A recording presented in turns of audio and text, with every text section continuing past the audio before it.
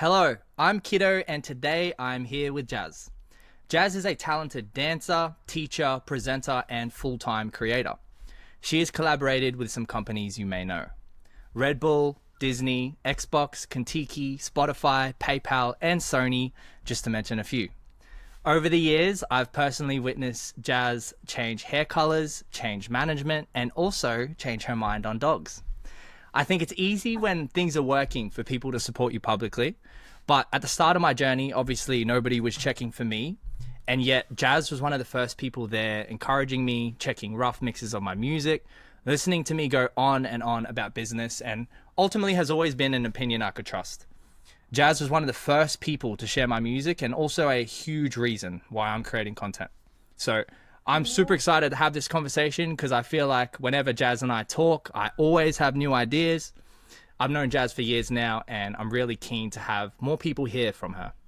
How are you today, Jazz? And how's that for an intro? Oh my God, I'm good. That was probably the best intro I've ever had. What do you mean? And it's just on a completely different level when it's your friend. I feel like when it's Yeah, someone you know personally, it's just something else. Thanks for all the nice absolutely. words. So where I wanted to start was, what's a memory from childhood that now looking back feels like a preview of who you are today? Oh, a memory from my childhood. I feel like there's so many, but honestly, it's like more from like videos I've seen now looking back, and you've probably seen some of them, but I Yes. have these crazy videos of me like as a child just dancing around and like being my little, I don't know, hyper self that I always was. And I feel like that was definitely a snippet into who I've become. Like I'm very much the same person, and like all of that video content that I was creating as a kid, it's all like the same thing now where I'm just kind of creating on a different level. So I've always been a dancer. I've always been into like creating and just getting creative. So yeah. Absolutely. And so you and I, we've talked about this before, me growing up Japanese Australian, but hmm what was it like for you growing up mixed race in Australia? Like, where are your parents from and how did their backgrounds influence you? Yeah. So my mum's Greek, but she was born in Melbourne, and then my dad's Sudanese. So he moved from Sudan when he was like 19-ish, so like in the 80s.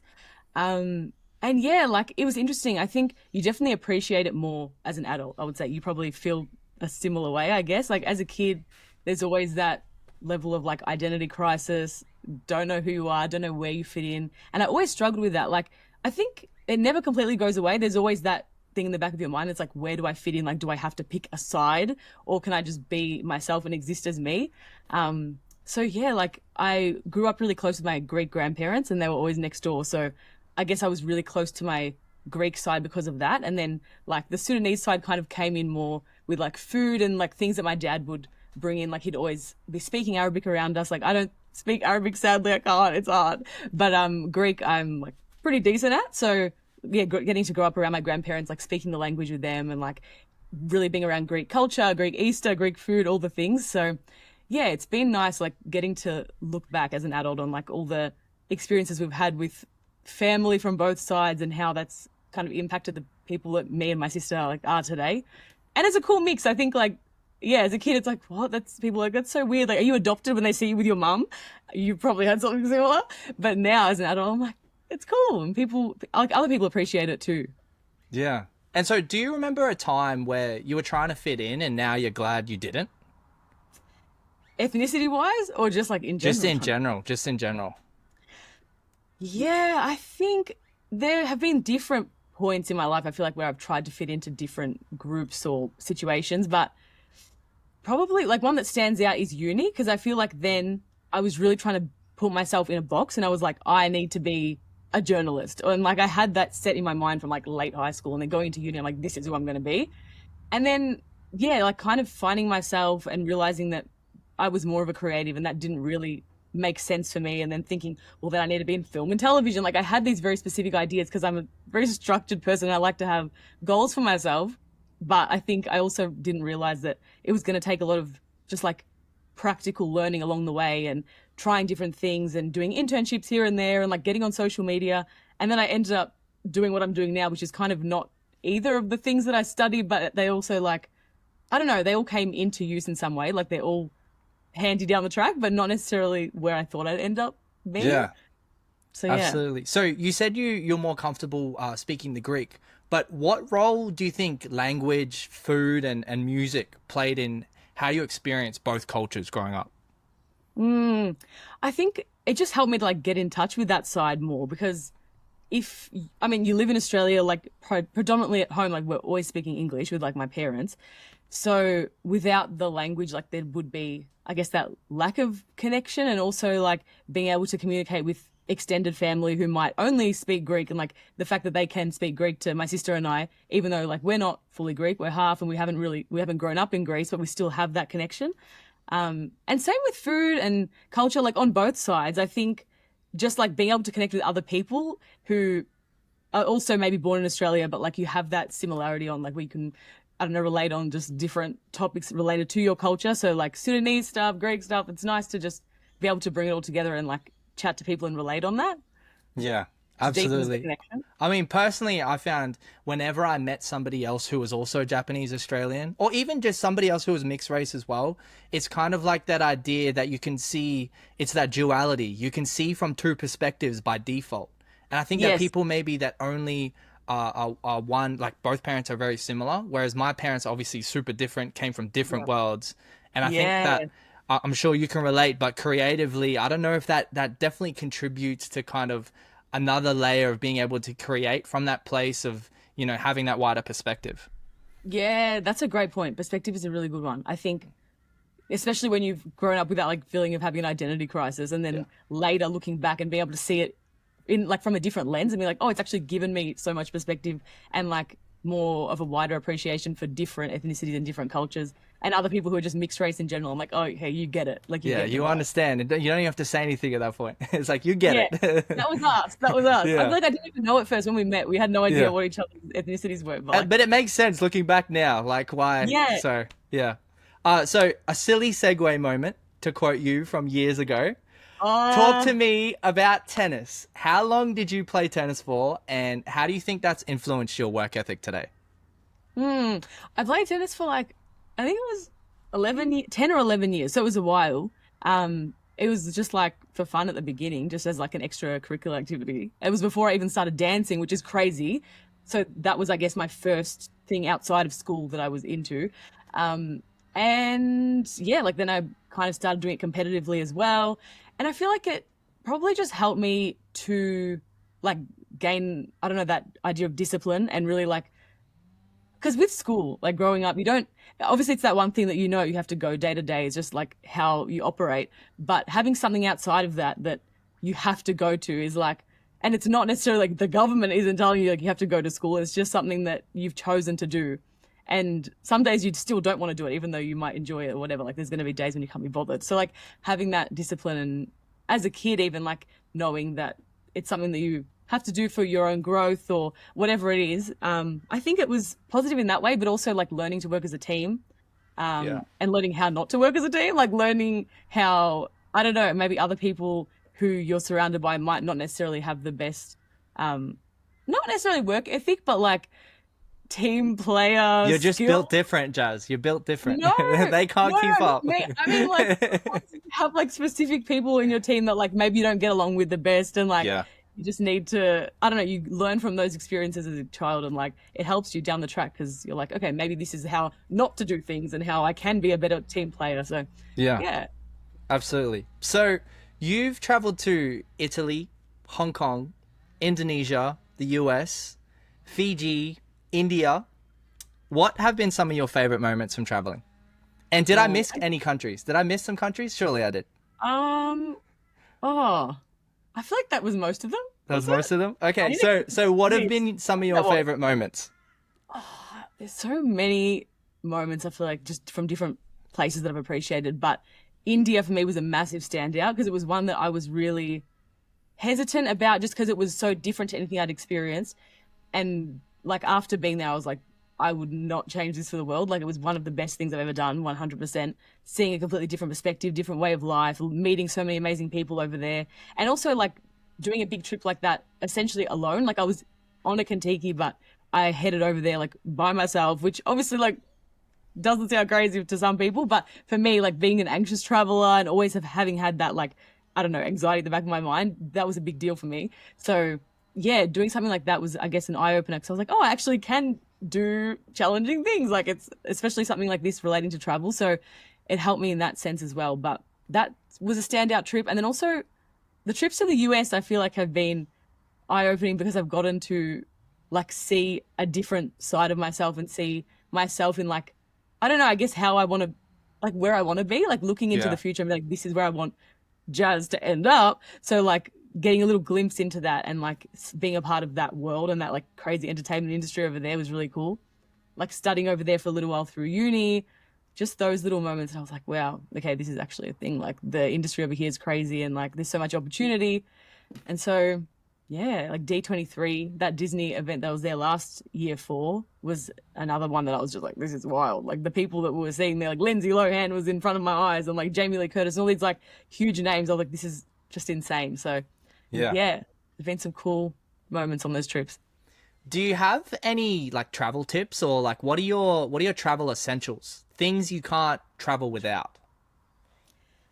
I am, like I said, an anxious traveler. So please, guys, pack your health kit. For me, it's like a whole pharmacy, a traveling pharmacy, I call it. And I bring everything. Like for any situation under the sun that could go wrong, I got you. Like I'll have that there for like my friends, for myself.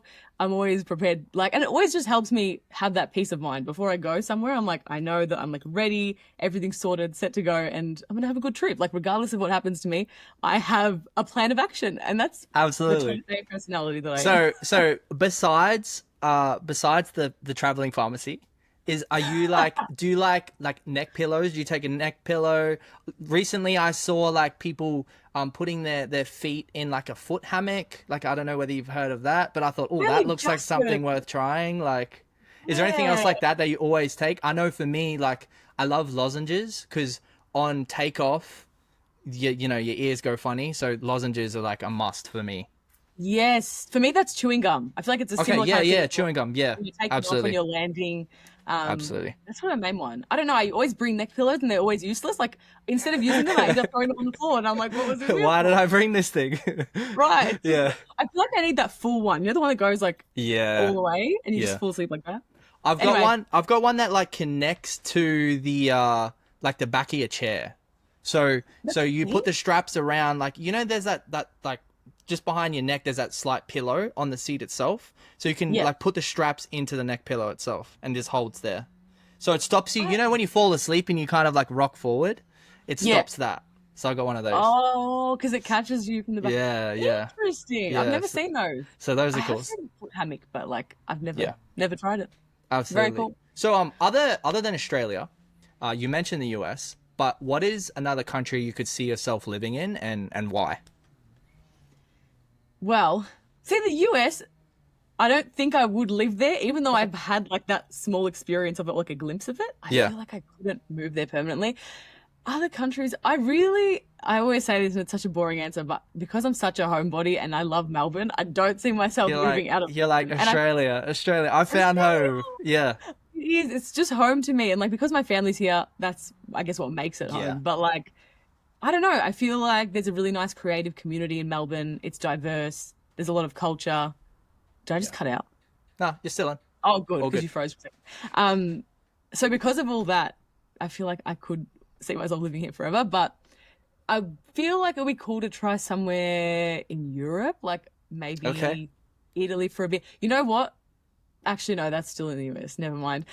Maybe I was gonna be like, I just went to San Francisco and I love that, but no, it's still in the US. Even yeah, Italy or like England. I feel like London could be sick for a little while. In like, or even just a small like little town somewhere in the UK. I don't know, but I've never been to the UK, so it's one of those places that I'm like, I really need to check it out and see what the Explore. vibes are. Yeah. Yeah, So 100. you mentioned like you love Melbourne because the family's there. Obviously, you got that connection, the community. When do you feel most like yourself? Like, what are you doing? Where are you? Who's with you? Mm, usually, yeah, like I said, family, friends, like just the closest people in my life. And it's always the boring things. I feel like that's always what makes me feel like me or makes me feel like home. It's just, being with my sister, we're watching like old Disney Channel shows, just like all the throwbacks and anything nostalgic like that. I feel like just feels like me, or I guess anything that reminds you of childhood also has that kind of connection with like the idea of home and the idea of feeling like your most, I don't know, your truest form of you. Yeah. So yeah, I don't know, it's nothing special, but like just catching up with friends, like walks, gym, like movies, all the typical boringly day-to-day things that you do at home, but like experiencing those things with the closest people in your life is always what Yeah. feels most like me. Absolutely. So what's a moment from the last year where you felt genuinely proud of yourself, but maybe you didn't post it? Um, I think over this probably over the last like 4 years or so, I've had like a pretty big health and fitness journey, but it hasn't been something I've ever spoken about online. Only because I don't know, I feel like to me it's a personal thing, and also like I just wouldn't want to ever like influence younger people to like feel like they have to change themselves or anything like that, because I'm very like I feel really strongly about body positivity and like all those things. And so I'm always cautious about the way I like maybe influence other people, especially being a content creator. But yeah, like it's been a long journey, but also something that's gone just like back and forth throughout the last few years, and it's been hard. And then like I've gotten into the flow of it, and then it gets hard again, especially when you're traveling and all those things. So behind the scenes, I feel like I've made a lot of progress, but it's not something that I, yeah, ever really talk much about. But I feel Yeah. like if you know me, you know it's been part of my life. I So, think in the time I've known you, and something I've really noticed is that, like, especially the last 2 years specifically, you giving yourself way more credit, and I'm absolutely here for it. So I love to see it. oh, thanks. Oh, I'm glad. I don't know, So especially when you do questions like that, it makes you think back, yeah, I guess. Me. absolutely. So on that note, what do you think your red flags are, and what do you think Oh, your green flags are, just in general, just in general? red flags about myself. Yes. Oh, okay. Why is it that? So we're gonna see Jazz being self-aware here. So let's Oh go. God, my red flags. Um, I feel like sometimes I'm stuck in my ways. I'm very stuck in like specific things that I feel about, especially if it's something I'm like very strong-minded about, but or say it's like content related as just like something vague. And then like there'll be certain things that I've always done, or like ways that I've always done things that are hard to get me out of. So sometimes I am a bit stubborn like that. What else are my red flags? It shouldn't be this hard. There's a lot of them. Right away. What else? Sometimes I have really high walls. Like I don't really open up easily to people, just because I find it hard to trust people. And also I've always been naturally like, I think, I mean, on this, it doesn't sound like it, but more of a listener. Like Yeah. besides context like this, I love getting to know about other people and asking people questions and learning about their life. And so, yeah, have always found it hard to like talk about me. And I feel like that's something you always are like, just tell me, like Jazz, talk just more. just talk it. Well, that's why I wanted to do this, because I was like, I feel like there are a lot of situations where like I brag about knowing you, Jazz, and I don't think I've ever told you that. But I'm like, whenever somebody like brings up something content related or dancing or just like putting themselves out there and that fear, I'm like, look, like my friend, she's got it nailed. Like Oh, everything you're saying now, I understand, but like I have a living example who like disproves everything you've just said. So oh, I'm yeah. glad. So all right. Well, what do you think your green flags are? Green flags. Yes. I feel like I'm pretty open-minded and I love to like listen So and hear you're people. stubborn, won't change your ways, but you're also open-minded at the same I time. am. And like, I think I'm stubborn in like things that I think about myself and like the way Yeah. that I operate and the way that I like have my own routine and like live my life. But when it comes to other people, I love to just hear about different ways that other people operate and like Yeah. how they, I don't know, whether it's processes they have for like their work or just personal life or, health and fitness journeys. Like I love to just learn about different ways of life, I guess. So that maybe, and I don't know what else are my green flags. I'm looking at this thing like this. I would say commitment to your goals. Like in the Oh, time thanks. I've known you, like, and we'll talk more about it later with more questions I got for you. But the commitment to your goals since the time I've known you, like you have not stopped, and I feel like that's very rare. And like some people might look at that as a good thing or bad thing, but like to me, that's like that's green flag, 100%. Um, Oh, thanks. so what's a quiet quiet green flag that people don't hype up enough. Just in general, in all people. Quiet Yeah. green flag. Low key one. I think people who hype their friends up or their community up behind the scenes. I feel like Yeah. everyone is so into like commenting and like posting publicly to be like, you know, congrats on this, like well done for this. But I don't think that means as much as the behind the scenes. Like I'd rather talk to someone Yeah. one on one and have that like proper deep conversation about something that I've done or for them to have noticed maybe like progress that I've made rather than them posting to the world about it and then that's the end of it.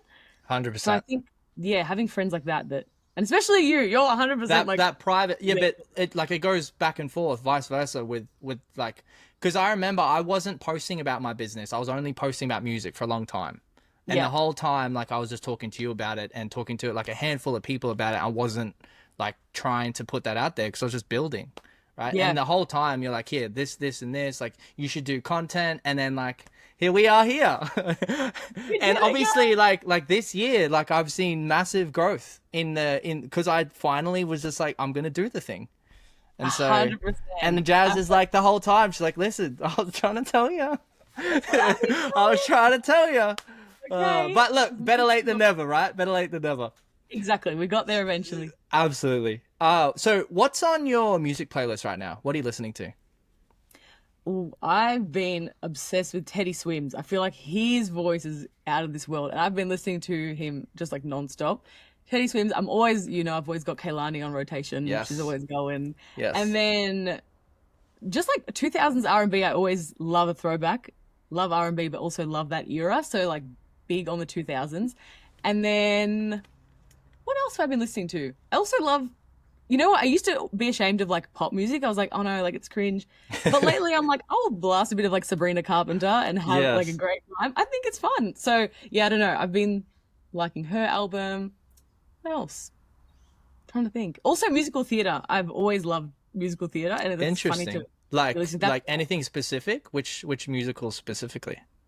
I'm loving obviously like Wicked soundtrack is Yes. like all the rage at the moment, so I've been loving that. Also, just like older ones like Hairspray. I don't know. I love those like to get me ready for the day. I don't know. It always makes me feel hyped up, which is funny. It's not like a hip hop like banger. Yeah, yeah. Yeah, It's not I don't 50 Cent to start your morning. Like not at it's all. like a Not musical. at Yeah. all. Like That's unless cool. I'm hitting the clubs. Like, Yeah. so yeah, do love a musical theater moment. Absolutely. What is something you've changed your mind on recently? I feel like this one is kind of random and not really related to anything, but I feel like in terms of like friendships, I've learnt that it's okay to have like healthy arguments or debates with people. I feel like I always saw that as like, and I guess because I've had experience in the past where this has like completely ended friendships, and I'm like, well, if we disagree on this one thing, or if you won't see eye to eye on this one thing with me, then like that's the end of it. But then I've realized how important like that listening and like people, and not even just like the other person listening, even if someone has something to bring up with me that like they weren't happy with or something that happened, I really respect that, like in a friend, to be able to like bring something to me and for us to be able to have that like open communication about it. Yeah. And recently I've had examples of that where that's happened with friends and like we've had to chat about something that maybe we didn't see eye to eye on and it's completely been fine and like you've moved on from it within 5 minutes. Like I'm so glad that we spoke about this and now everything's all good. But I used to think that if that was to happen, like if we had some debate about something, like it's going to be the end. This is all. So yeah, it's like simple rules of, I guess, like adult friendships, but it's something that you don't realize until you have that experience. Absolutely. Absolutely. Yeah. So what's a compliment someone gave you that you still remember to this day?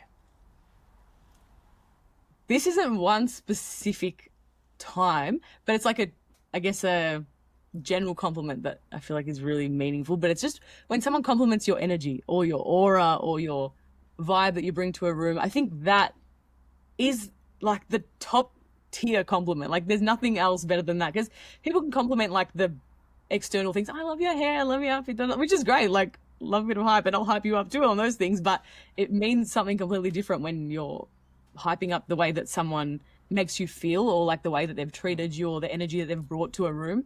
And so I don't know, instances like that where I've had those type of compliments, I feel like it always just yeah, make such a difference to my mood and the way that I feel about myself as well.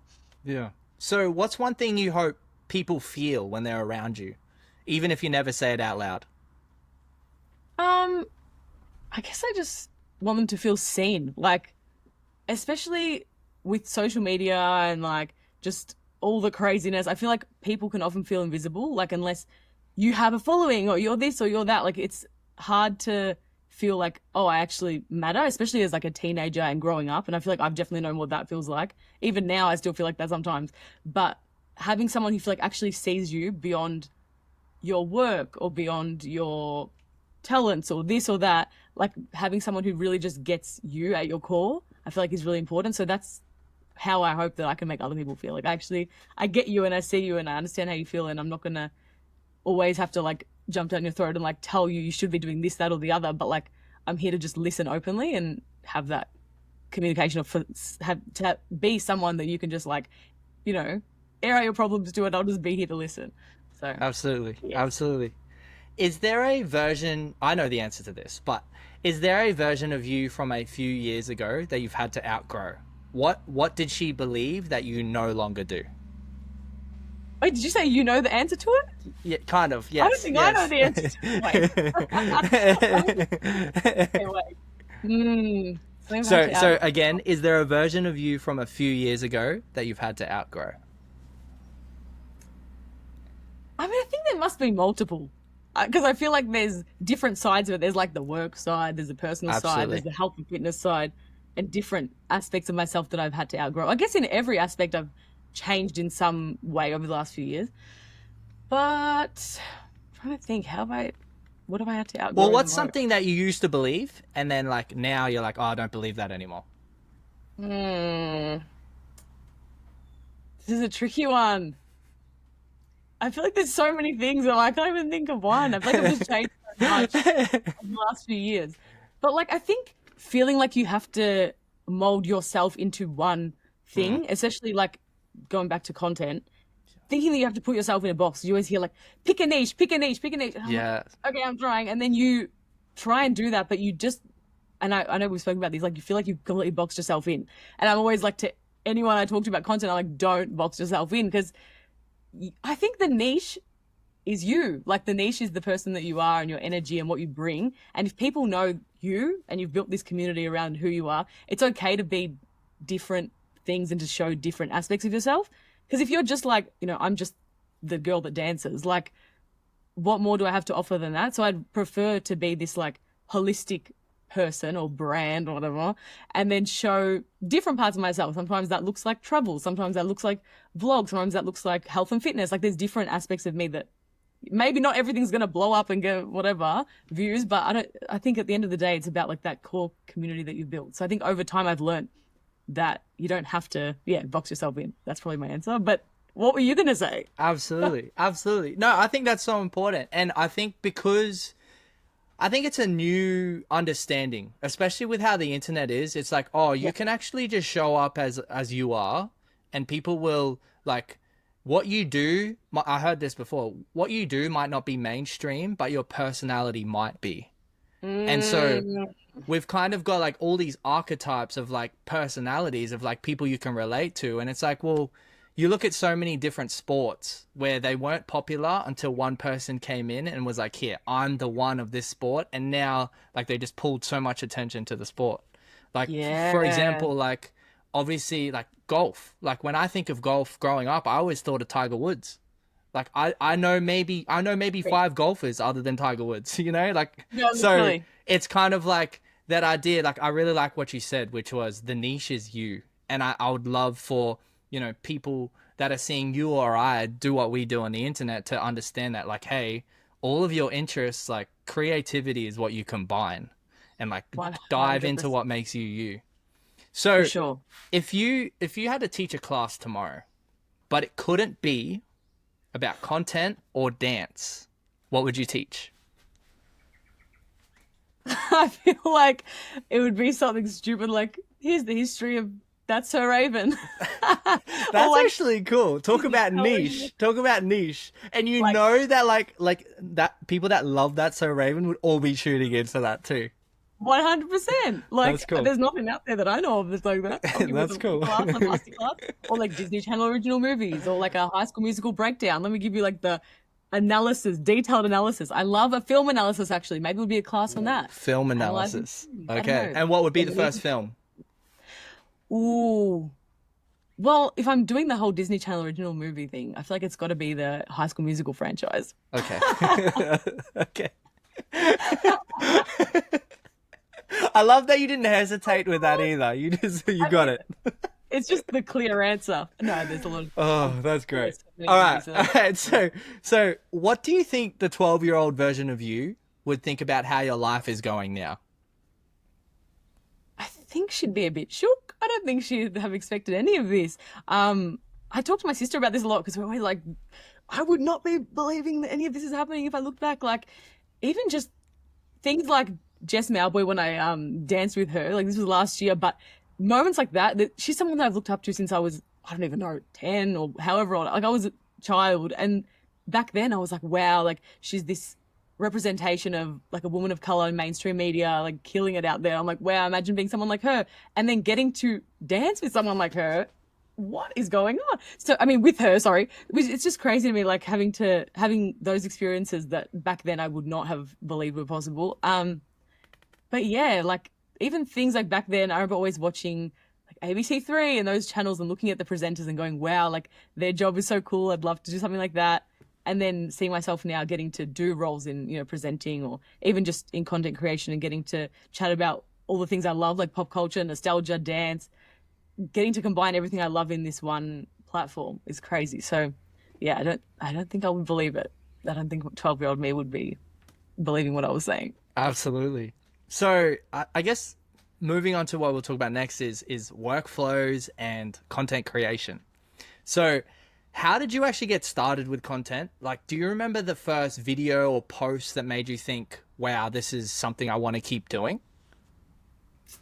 I think, well, I started, it was literally just for fun. Like, there wasn't really any intention for it to be a job at all. I didn't even know it could be at the time. Because when I started posting on TikTok, it was Musically, and Musically was, I mean, they started, when did Musically start? 2014. I think I posted my first video on this current account in 2015. So it was pretty soon after. So it was very new, very much just like a Vine kind of thing. And like, it was just a short 15-second video. You couldn't even go back in and edit anything. So it was a whole different world then. Um, and then I guess the first time I posted something that I was like, oh, maybe this is a thing or like could do well was when videos would get featured, which then was like they get pushed to basically the For You page, which didn't exist. So it was like the featured page, and you get, it's actually someone does it manually, as far as I know, like someone sitting there because it was such a small community, and they're actually like clicking, oh, this video deserves to get a feature. And so you get pushed to that page, not by AI, not by an algorithm. It's literally someone Like doing it, which is so manual. funny.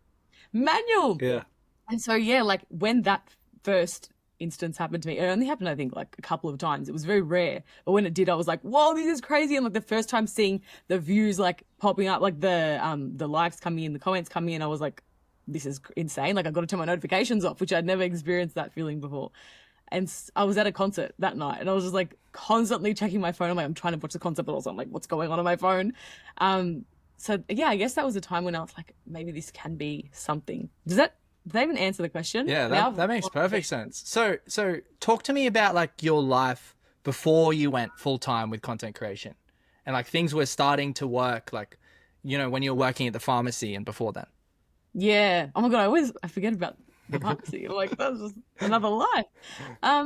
Yeah, so I guess end of high school, that's when I was like, oh, okay, I see myself going in like this general direction in terms of like media. Oh, you know what? Maybe not even end of high school. Maybe like I think from like year 9, I was I was that one kid who was like year 8 or 9 going to uni open days. Like literally as soon as they'd open, I was there with my mum, like, oh my God, like look at the studios they have. This is so cool. So I was always like, I knew I wanted to follow that general path in like the media world. And then yeah, like end of high school is when I kind of like started figuring out that it was maybe more of the creative side I wanted. But I ended up doing my degree, and it was kind of a broad degree because I didn't know exactly where I wanted to be. And at the same time, I was making content just for fun, like I said, Musically at the time. and I was dance teaching, and I was working at a pharmacy. And so it was kind of just like all the things, just doing whatever I usually do. And then when I was at like the end of uni, I was like kind of starting to build this community on music. Or was it Musical.ly or was it TikTok? 2019. It had just become TikTok. So it must have been through like, yeah, 2017 to 2019. I was starting to build this community. I was going live a lot. And like, that's kind of how the community building started, I think, because I was actually having that live connection with people. It wasn't just replying to comments. And so from there, I started realizing, oh, like I can actually make something of this, but not in a career sense at all. It was very much just like, this is something that I can do and maybe like I can grow a platform or like build off. But it was just for the sake of, I don't know, creating community and like showing what I love to do and getting creative. But then, yeah, like when it was 2019, the last year of uni, I was in the US studying.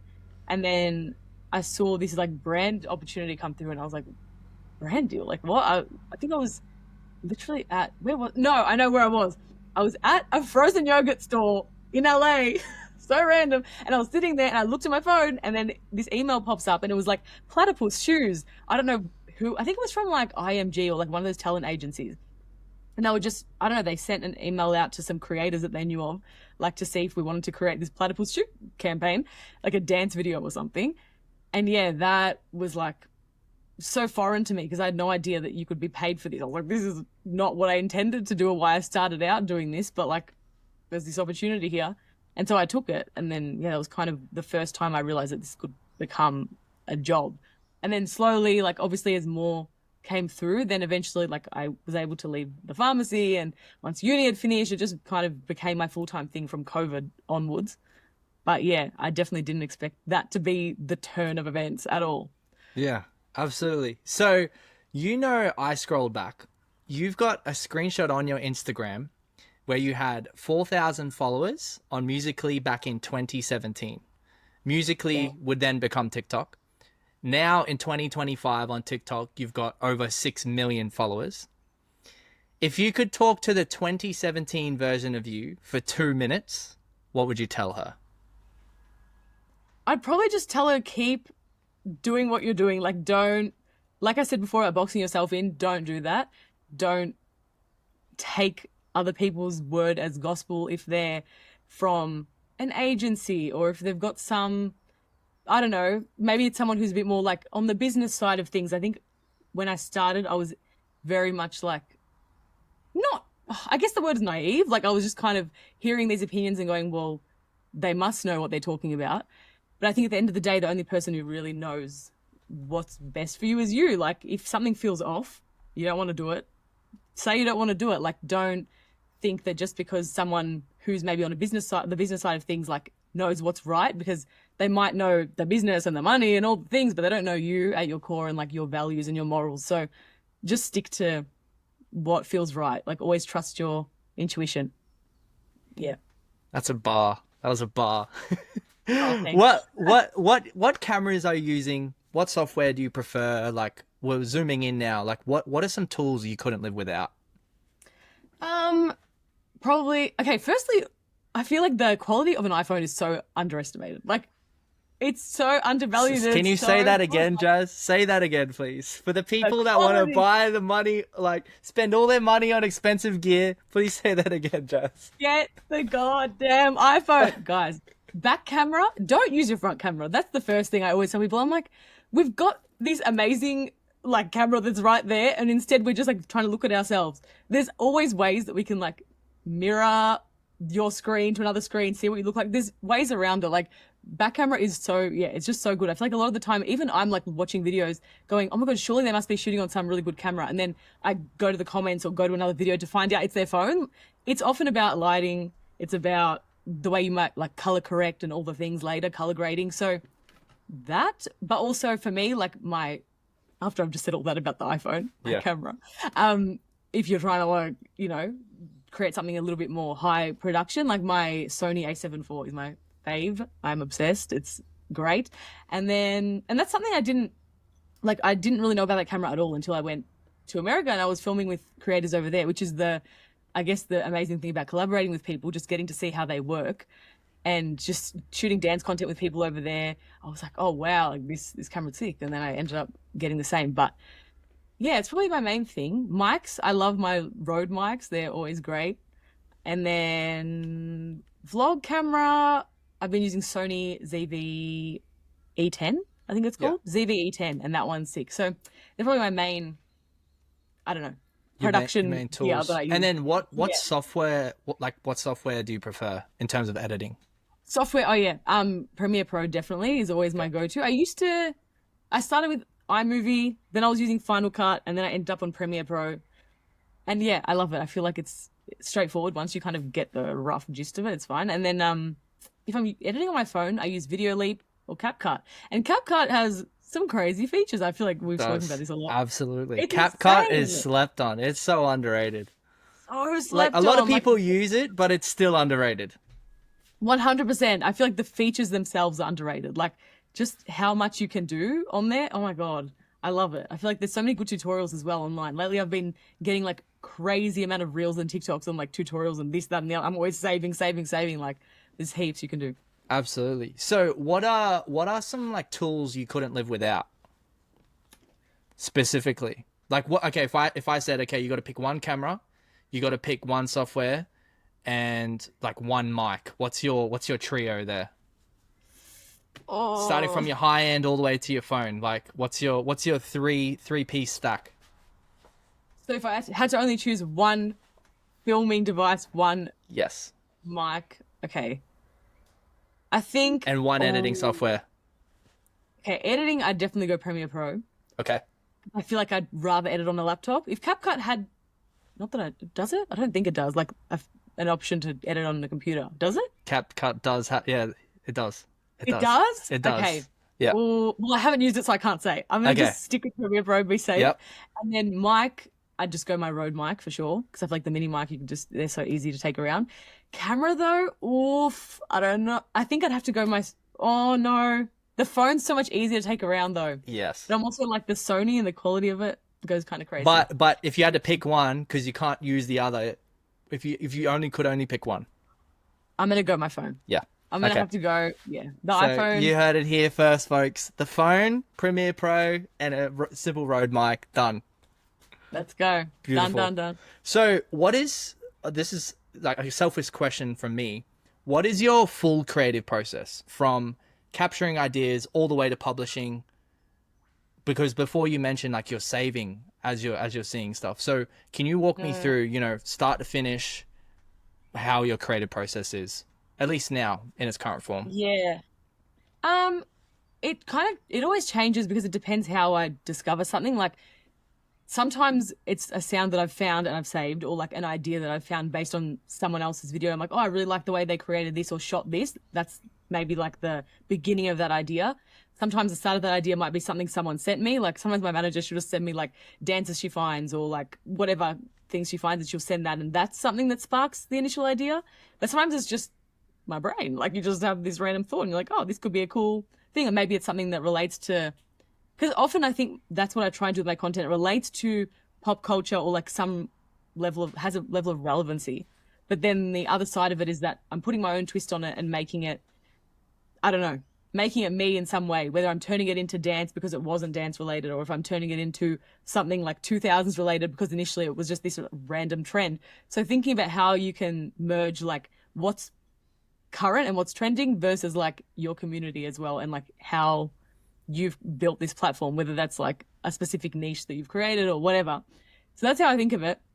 But from there, once I've got the idea, usually I'll shoot. I guess shooting comes up. But like I'll shoot either, like I said, on my camera, on my phone. And sometimes it's just a matter of like a million different shots. And that's what is like usually the hardest, or like part that takes the longest. But sometimes it's one shot and you're like shooting yourself in a million different spots, because I'll like clone myself and do those kind of things. So that's usually like the second part. And I think it's either filming or editing that will take the longest depending on what you're making. But from there, Premiere Pro, CapCut, whatever I'm editing on, usually Premiere Pro. And yeah, like from there. Sometimes I've already got the sound. Sometimes you're adding a sound later. Most of the time, I think I know what it is because you're obviously like creating a dance to a specific sound, or creating whatever it is. But yeah, like sometimes you're not really going into it knowing what sound you're using. Sometimes you're going into it being like, I have this general idea and I know that I'm creating, maybe it's a vlog content based on this specific country that I'm in or whatever it might be. And then you've got all this footage sitting there and you're kind of there like, oh, well, I've got 300 clips. How am I going to put this into something? So then maybe that's the point that you're like trying to find sounds. So that's kind of that. And then, yeah, from there, it's just a matter of like thinking of captions and this, that, and the other. I guess that's a kind of basic process, but Yeah. So I I don't know. guess with the I've got a few questions there. With the capturing of ideas specifically. So you said it just comes out of your brain. Are you putting that in your iPhone notes? Are you recording voice memos to like remind yourself? Like how do you capture that? Or are you getting the Yeah. idea and going, this is what I'm making today, boom, straight ahead. You just get to work on it. Um, Usually I don't make it on the same day. I feel like the majority of the time it's something I think of in advance. I try and Okay. film on like specific days usually, or like weekdays are generally when I will shoot content. Um, just to make it feel like somewhat of a normal job. Yeah. So that's usually how I shoot. But I'll, as soon as I think of something, yeah, it usually just goes into notes. That's the easiest way. Or like if I'm planning in advance, because I usually like to create some kind of structure day to day in like my calendar. So I'll structure out my day based on what I want to shoot or what I want to edit that day. And so if I've got this idea of like, oh, I want to film this one, like, I don't know, that's a Raven thing, then that's kind of what it's listed as in my calendar. It's like film that's a Raven, film this, da, da, da, and then edit this, this, this, this. So I try and schedule things out day to day. So I have like a time period that I've allocated to each Yeah. thing that I'm trying to create. And when you're filming, you mentioned that you're doing like a lot of takes. How do you Yeah. know when you've got the one? Is it just like a feeling like, boom, I got it? Or do you kind of go, all right, that's like the 100th one I've done. Let's just get to editing. Like how much of it is like just going off that feeling and how much of it is like, okay, I've done enough. There's got to be something there.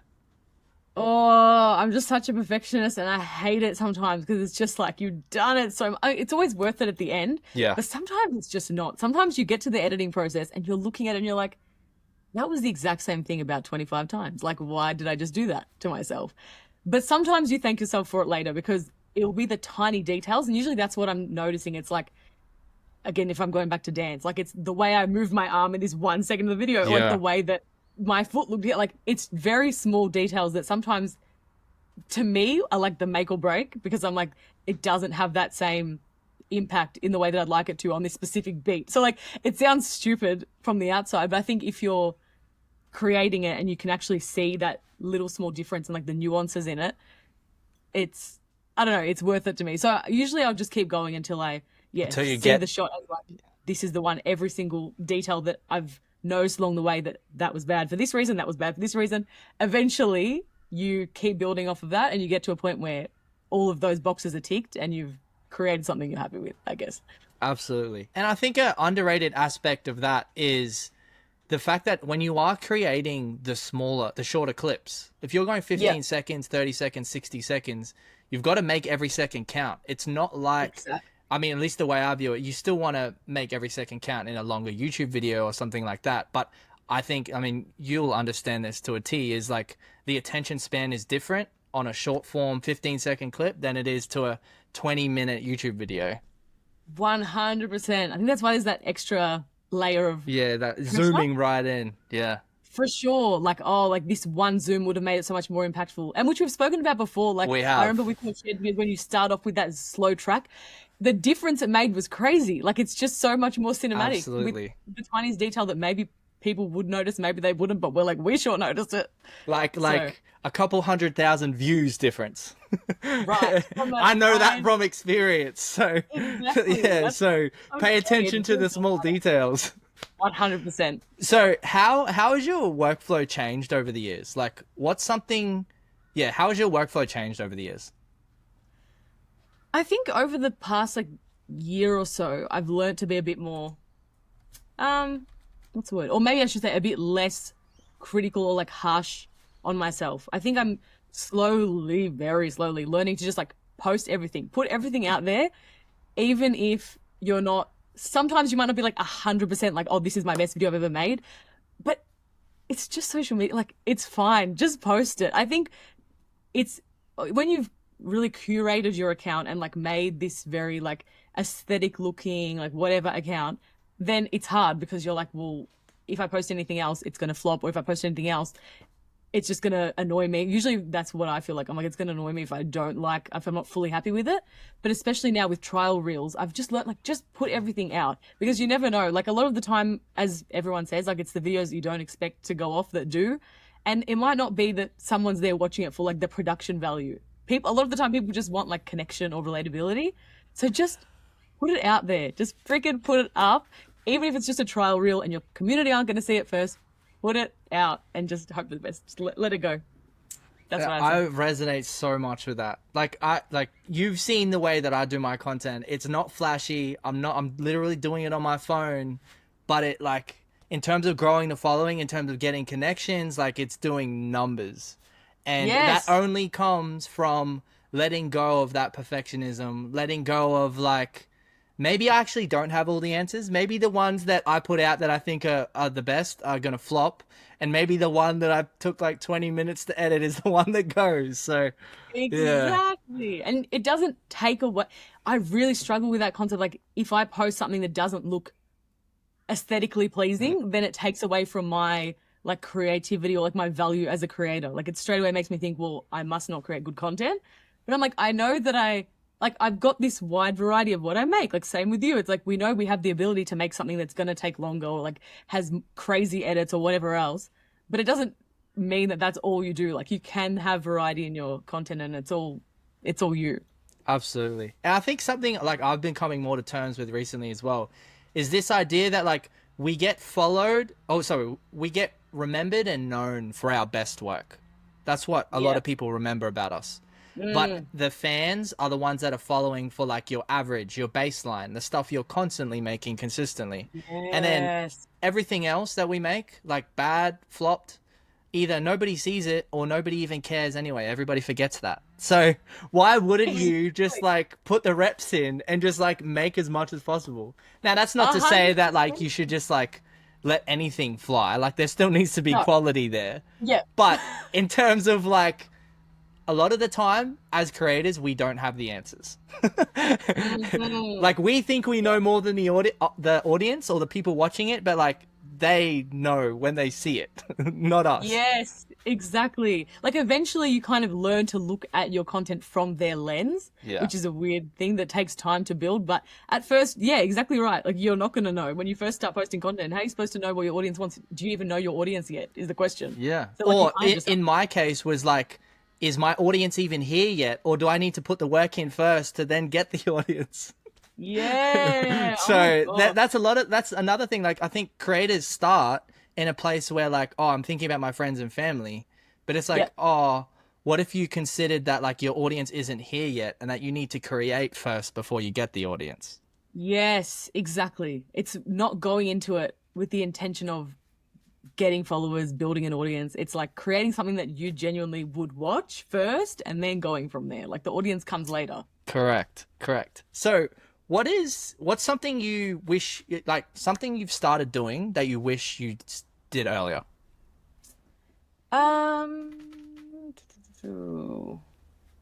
what have I started doing that I wish I did earlier? I mean the trial reels for me.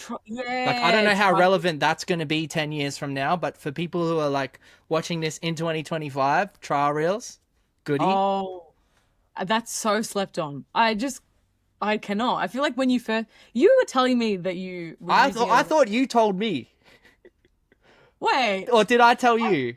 I don't I know. think what was that I heard about it. Like, Instagram told me you should Oh, use this that's feature. right. And then Yeah. yeah, that's right. And then we started talking about it more. Yeah, Yes, I just thought about the conversation. idea of that. Just like, oh, it only shows to people who don't follow you. That is interesting premise. Let me just like try this thing. Yeah. Oh my Yeah. God. Like, crazy. And I just can't believe how well it can do. And also, you can repost stuff you've already posted. It's going to new audiences. It makes sense. I love it. Um, but besides that, I think I wish I started doing more like mic'd up content earlier because I always knew I was like, I really want to go more into that like presenting, hosting space.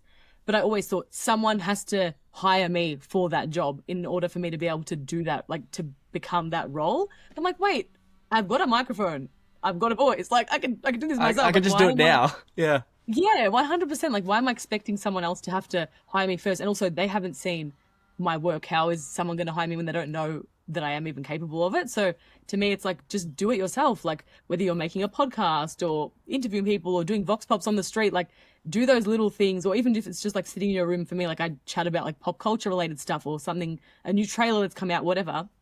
And I think it's always, yeah, it's always worth doing, because you've got to put yourself into that position first and like envision yourself in it and actually physically see yourself doing it. And then things like, more opportunities will come from there. But you've got to put in the work first. Absolutely. That proof of work that I mean, personally, I knew when I was doing photography, it's like you do the portfolio, you build the Yeah. portfolio. And now, instead of being like instead of promising something, you can just go, here's my proof. This is what I can do for Yes. you. So, Exactly. yeah. 100%. People want the cold hard evidence. absolutely. What part of the content process do you secretly love that most people complain about? Editing for Yeah. sure. I knew Oh you were my going to say God, this. about this.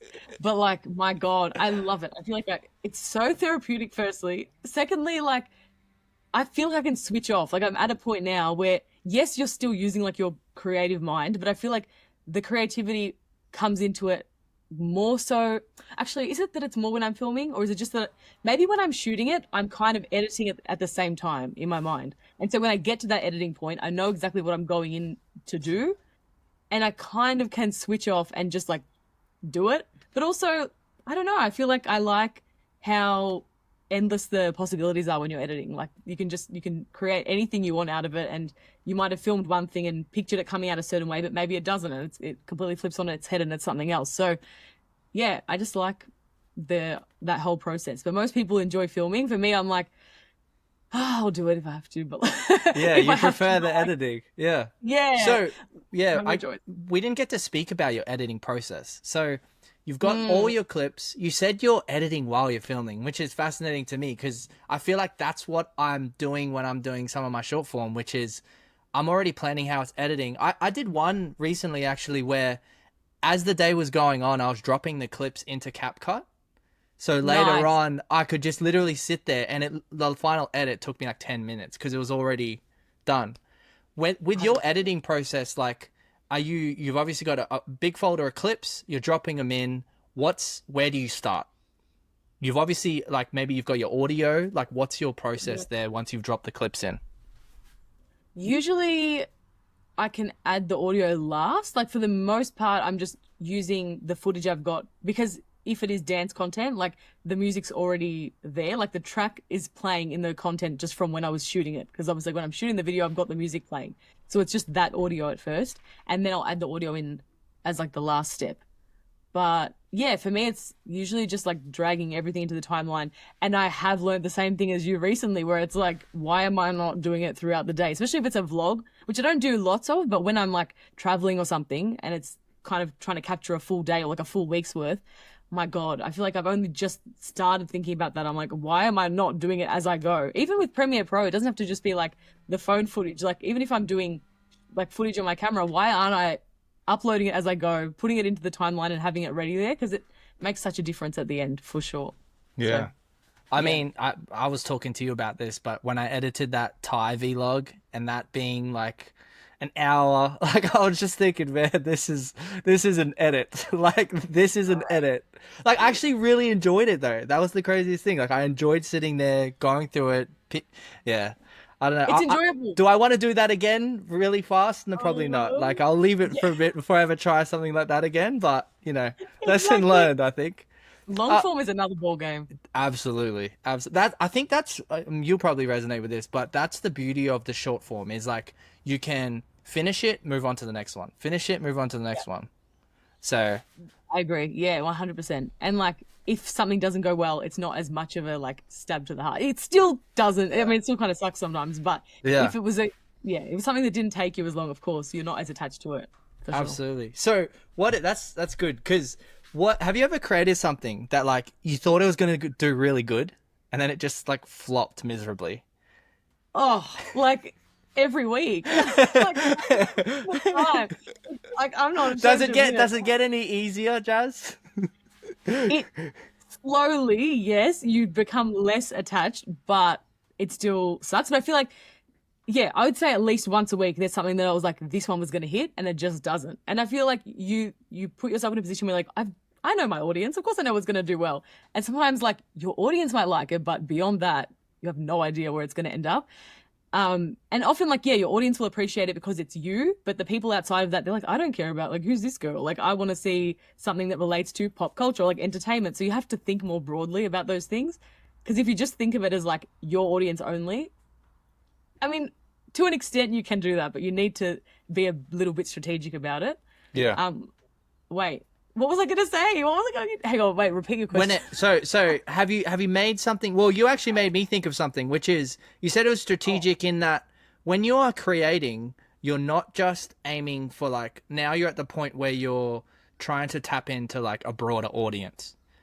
Yes. Like at what point do you think you started doing that, or did you find that you got results doing a certain format? Like at what point did you start taking that strategic view to things where you were basically curating the way you're creating so that it doesn't just get like trapped past a certain point? Um, Probably as soon as I started like growing, or like when content started taking off beyond just the people who I knew in my community. Because like I think when it was musically, like I always say, it's such a small community that you're just used to, or like you kind of know what people like and you're always aware of that. But I feel like TikTok is so mainstream that you just don't know who you're going to get, or you're going to end up, as they say, on the wrong side of TikTok. Like you never really know where it's going to end up. So seeing the videos slowly like moving into that new territory, or like hitting different types of For You pages or different sides of the algorithm, whatever, it just, you automatically start thinking a bit more broadly about it, I think, because you're seeing different comments come in from different people, different interests and things like that.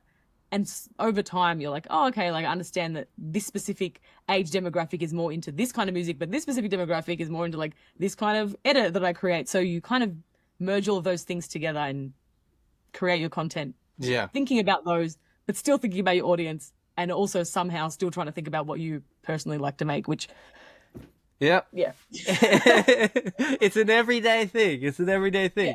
So I guess on the flip side, have you ever created something where you're like, that's all right, let me just put it out, and then it just exceeded expectations for you? Yeah, definitely. Because I think those are the ones that are generally what pop off. It's the ones, like I always say, you don't expect them to. But at first, that for me was probably the twin stuff, like the cloning myself, which is so random. I don't know why I started doing that. Like, I have no, I mean, probably just because of the fact that I didn't really have anyone else to shoot with. So I was just like, well, multiple of me. It sounds really good.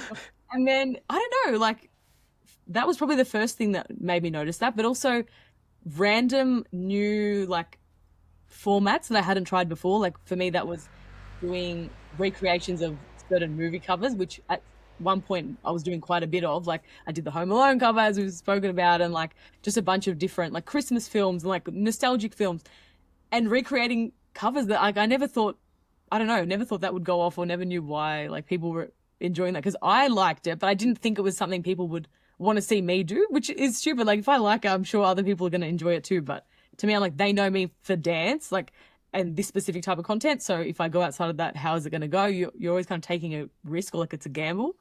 But that was something for me that I was like, oh, that actually kind of popped off. So yeah, it's nice when you realize that you can do more than what you might think that your niche is or what you're known for.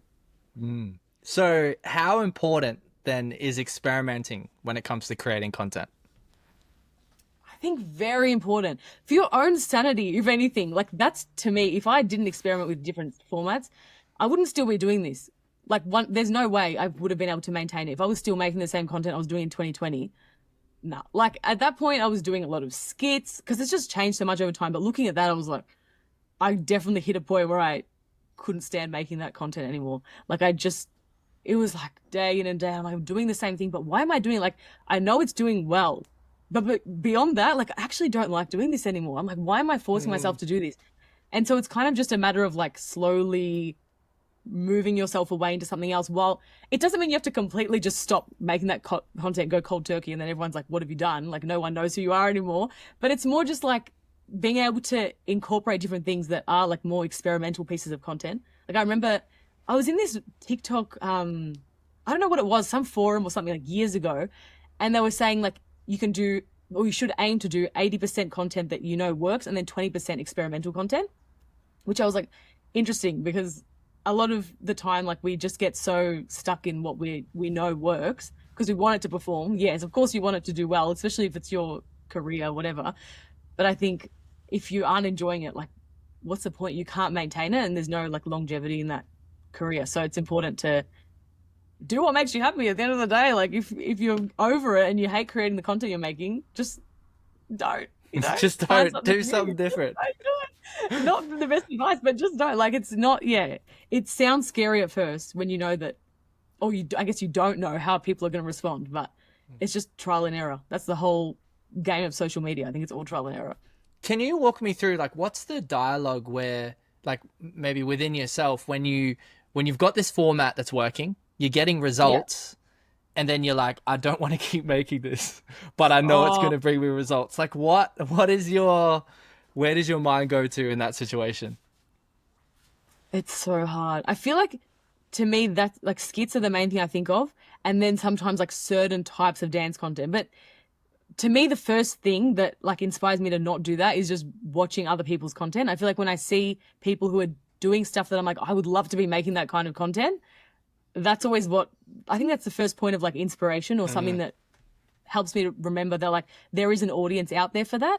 Because if you're seeing people engaging with that, you know that there's people who would be keen on it, but maybe it's just not your current demographic. So it's a matter of like incorporating parts of yourself or parts of your brand that you've built into a new type of content. So if I was to start creating like more fashion content one day, I was like, oh, I want to go into that niche.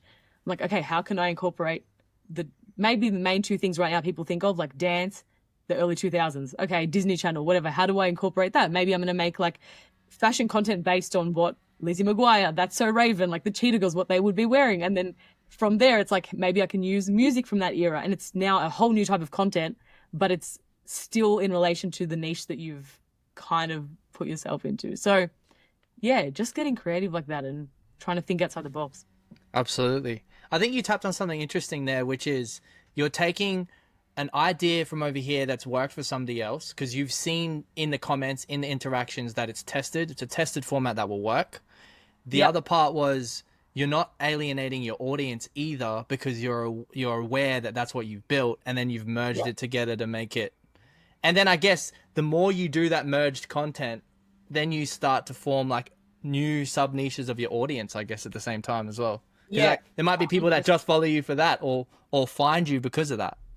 Exactly. And it's not as much of a shock when one day you do start creating fashion content. It's not in relation to that whole era or any of what you usually do, but people have seen you now do fashion content. And so it kind of makes sense. Yeah, it's for like you, it's like a soft transition, soft segue. soft launch. Yeah, absolutely.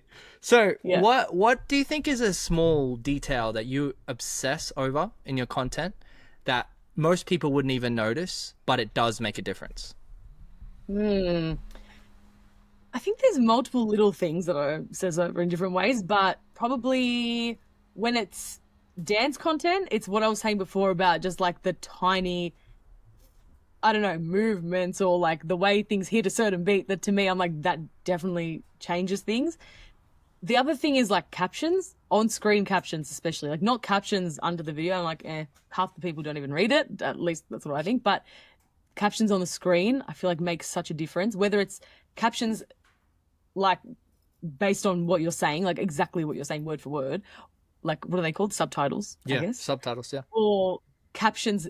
I think those ones, like they always help and it's good for accessibility. But then using like a POV or like a whatever it is, something relatable, that makes such a difference. 'Cause I think that's the shareability of it. Like if people read something, doesn't even matter what the video is half the time. If that caption is related to like friendships or when your sister does this or very specific niches, like that's always what gets content shared. So I do kind of obsess actually over that on-screen text because I'm like, it's the make or break, and which is why trial reels is great because you can change that caption and try posting it again, test it with a different one, test different audios. So yeah. Absolutely. I was trying to explain this to my friend who makes business content, and the way that I was able to like make it make sense for him was kind of like that's your text hook. So you've kind of got like your visual hooks, like to get somebody's attention, maybe something Yeah. that looks a little bit different, gets their attention, but also your text hook, which is what you're talking about, which is like POV, this so and so and so. Because I've noticed Yeah. a lot of the ones that I'm seeing now, especially on TikTok, like the text hooks are like on point. The ones that Yes. really pop, they're like the curiosity. You're like, oh, I need to keep watching this because like what? Yeah, exactly. You can kind of hook people into see because you're alluding to something that's going to happen later in the Yeah, video in a way, and like that's what's absolutely. keeping them in. Absolutely. So how often do you, this is another selfish question, but how often do you like collect text hooks? Is that something you do? Is that something you think of? Like, do you ever start a clip based on the text hook? Have you ever done Not that before? usually. Oh, actually, you know what? I start creating the content with like a general idea of Okay. what the theming is going to be, but never a specific hook, like a specific text hook. Because I think maybe it's because I'm more of a visual person. I like to think about the shots themselves. Yeah. And even if I know vaguely like it's going to be about this, I don't know exactly how I'm going to word it. I feel like I leave that till the end and I can't really picture it one like until I've seen the full video done and I've got it in the app and then the text is there. That's when I can kind of see how it fits together. Otherwise, I'm like, I don't know. I need to see it on the video Yeah. first. Absolutely. Absolutely. How do you, so we've talked about this. How do you stay organized when you've got multiple projects or brand deals running at once? Just scheduling, really. That's always my thing. Like, as long as I know, even if it's like at the beginning of the week or if it's just day to day, but like allowing or allocating a specific amount of time for each thing and not like, because I feel like if you get to the day, like, and you're thinking, okay, like today's going to be the day I create this one, I don't know, brand collaboration content. Sometimes, yeah, it might take you the full day, but sometimes you can get in that mindset of like, well, I've done that. That's all I'm doing today. And that's kind of like the creative mind I'm in. But if I can see it visually on my calendar and I know like I've allocated this amount of time to it, and then after that, I know I need to make this and this organic content or work on this other content for this. Like, I don't know. I feel like it helps me to switch into that or like compartmentalize and know that on this day, I know I'm not just doing this one thing. I've got this, and this. So let's like smash it out that way. I don't know. It always helps me to schedule it out. So something I've known since we first started talking is that you, to me, from the outside, you don't seem like much of a procrastinator. What is your trick to like get that motion happening? Is it as simple as just starting straight away the first thing of the day, getting it done? Like how do you maintain that momentum so that like for Yeah. example, when you do have this schedule, you are sticking to it, you're not running over time, you are getting everything done. What's your secret? Well, okay, I definitely can procrastinate, but I Yes. think I procrastinate when I don't have a schedule, which is why I'm so strict about scheduling. Because Okay. I know if I want to get something done, I have to have it in front of me and be able to see it visually, which sounds silly, but I will like make it by like the half an hour, like very specific if I need to. And it's not always like I'll go through phases where I'm always doing that, and then I'll go through phases that are a little bit more relaxed. And I'm like, well, especially if I've just come back from like a big trip or something, like I'll try and give myself grace, which is only something I've realized now I need to do. And thank God I have, because I think otherwise you just burn yourself out. And you know this, you've been telling me Yes. from day Yes. one. It's like, come on. But we have finally. Yes. But yeah, I think to stick to it, it's more like having a start and end time and knowing that at the end of the day is like, I don't know, for me, if I know there's something I want to do at the end of the day or like go to a dance class or like I've booked in like an activity, then everything has to be done by that certain point. Like you don't have a choice.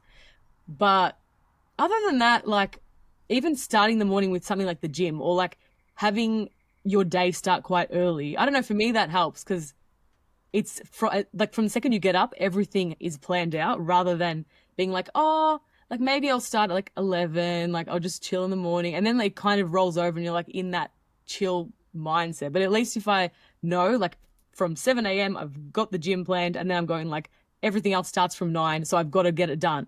And also I find that the more, it sounds so toxic, like the more you cram into the day, the more likely you are to get it done. I feel No, like if it's I've got straight one up. thing, It's straight up. Yeah. it's true. Like if I've got one thing in my calendar, I'm gonna dawdle and be like, oh, like I've got a few hours, like, it's fine. Like let's scroll on for a bit. But if I've got like I don't know, 8 different things I want to shoot. Okay, that's a bit dramatic, but like, I don't know, 4 things I want to shoot in that day, then I know that if I stuff up and like don't finish the first one on time, it's going to ruin the flow of the rest of the day. So yeah, Yeah, I don't know if that helps. absolutely. I think it's Parkinson's law. It's like the task fills to the allotted time that you give it. So Yes. whenever we have like tight windows and deadlines, like I think a lot of people have a lot of ideas and they don't have enough deadlines. The moment we have the Yes. deadlines, you're just like, okay, that I need to crank this out. This needs to get done. And 100%. also I think like you'll probably relate to this, but like it gives you less opportunity to overthink it. You're in Yeah. motion, you're taking action, you're getting things done. So true. Yeah, especially when you're a perfectionist, like you need to kind of have that Yeah, you need to level have of, that hard cut off, or else you're just gonna sit there and like overthink especially it. when you're running your own like business or your own boss or you're the only person like that's creating the content. Like if no one else tells you to do it, how are you going to get it done? Like you just have to kind of do it yourself. Same with your business. Like if no one's there being like, you need to get this done today. Like Yeah, I it's got all no you. manager. I'm the manager. Exactly, Yeah. 100%. Yeah. And even for me, like I have a manager, but that's like a manager for one side, like the business side. So when Yeah. it comes to organic, I could choose to just like not make content, but then I'm not going to progress, and I'm probably just going to have like a few months left, and this is the end of my career. Like. Absolutely. Absolutely. So what is your like so we've touched on it briefly, but with the scheduling, what is your average day in the life? Like I'm not talking high output, I'm not talking chill day, I'm talking like maybe if you had to like your average day in the life. Average, I guess. I try and usually start with the gym. Doesn't Yes. happen every day, but that's usually how I like to start my day. And then in terms of work, like it depends because I don't usually like my days always look different, so I can't really say like filming, editing, this, that all happens in one day. Yes. Sometimes if I'm in the zone where like I know today's my filming day, I like to, like I said, cram it all in and do that in one big filming day rather than a little bit here, a little bit there. But then other days, like it's going to be an editing day because I've got all this stuff stocked up and I know I'm just going to be sitting there and like smashing all the editing out. So it's either a day when you're like, I'm going to be like dancing a lot or like up shooting, but then otherwise it's going to be like a very, I don't know, sedentary day. We're just like sitting at your computer all day. Um, but yeah, then sometimes you're kind of doing a bit of both. Like it might be more of a slow day at some point, and like you're maybe doing a bit of both. So you've got like shoot this, and on the same day you're going to edit. I just prefer to know that like one day is all dedicated to shooting, and then the next day is all dedicated to editing. It just puts me in that mindset. Interesting. Like So you're like batching the workflow then, pretty much. yeah, I kind of prefer it that way. Sometimes it's hard to because you've created all this stuff and you're like, well, I'm just rushing to get to editing because I really want to see the like outcome, but or like I just want to upload it. But yeah, I do prefer it that way because I think when I'm in that mindset of like today's an editing day, I just feel a little bit more relaxed because that's what I like doing more. Yeah. Because if I was someone that liked filming more, I wouldn't like ever dread it. I'd just be like, yeah, like we're on go mode. But that's the day I need motivation for. For me, I'm like, if I'm shooting, I need to be in that like, let's go mentality. Interesting.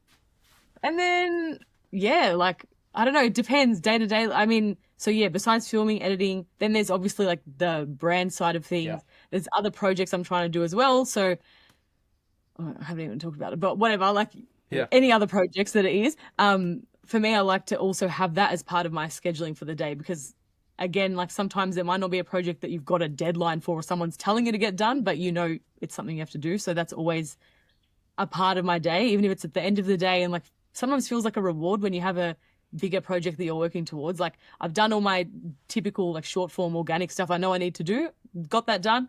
Now I can kind of not chill, but like put myself into a new mindset into like of something that I've been working towards for a longer period of time or something I'm actually really passionate about. Yeah.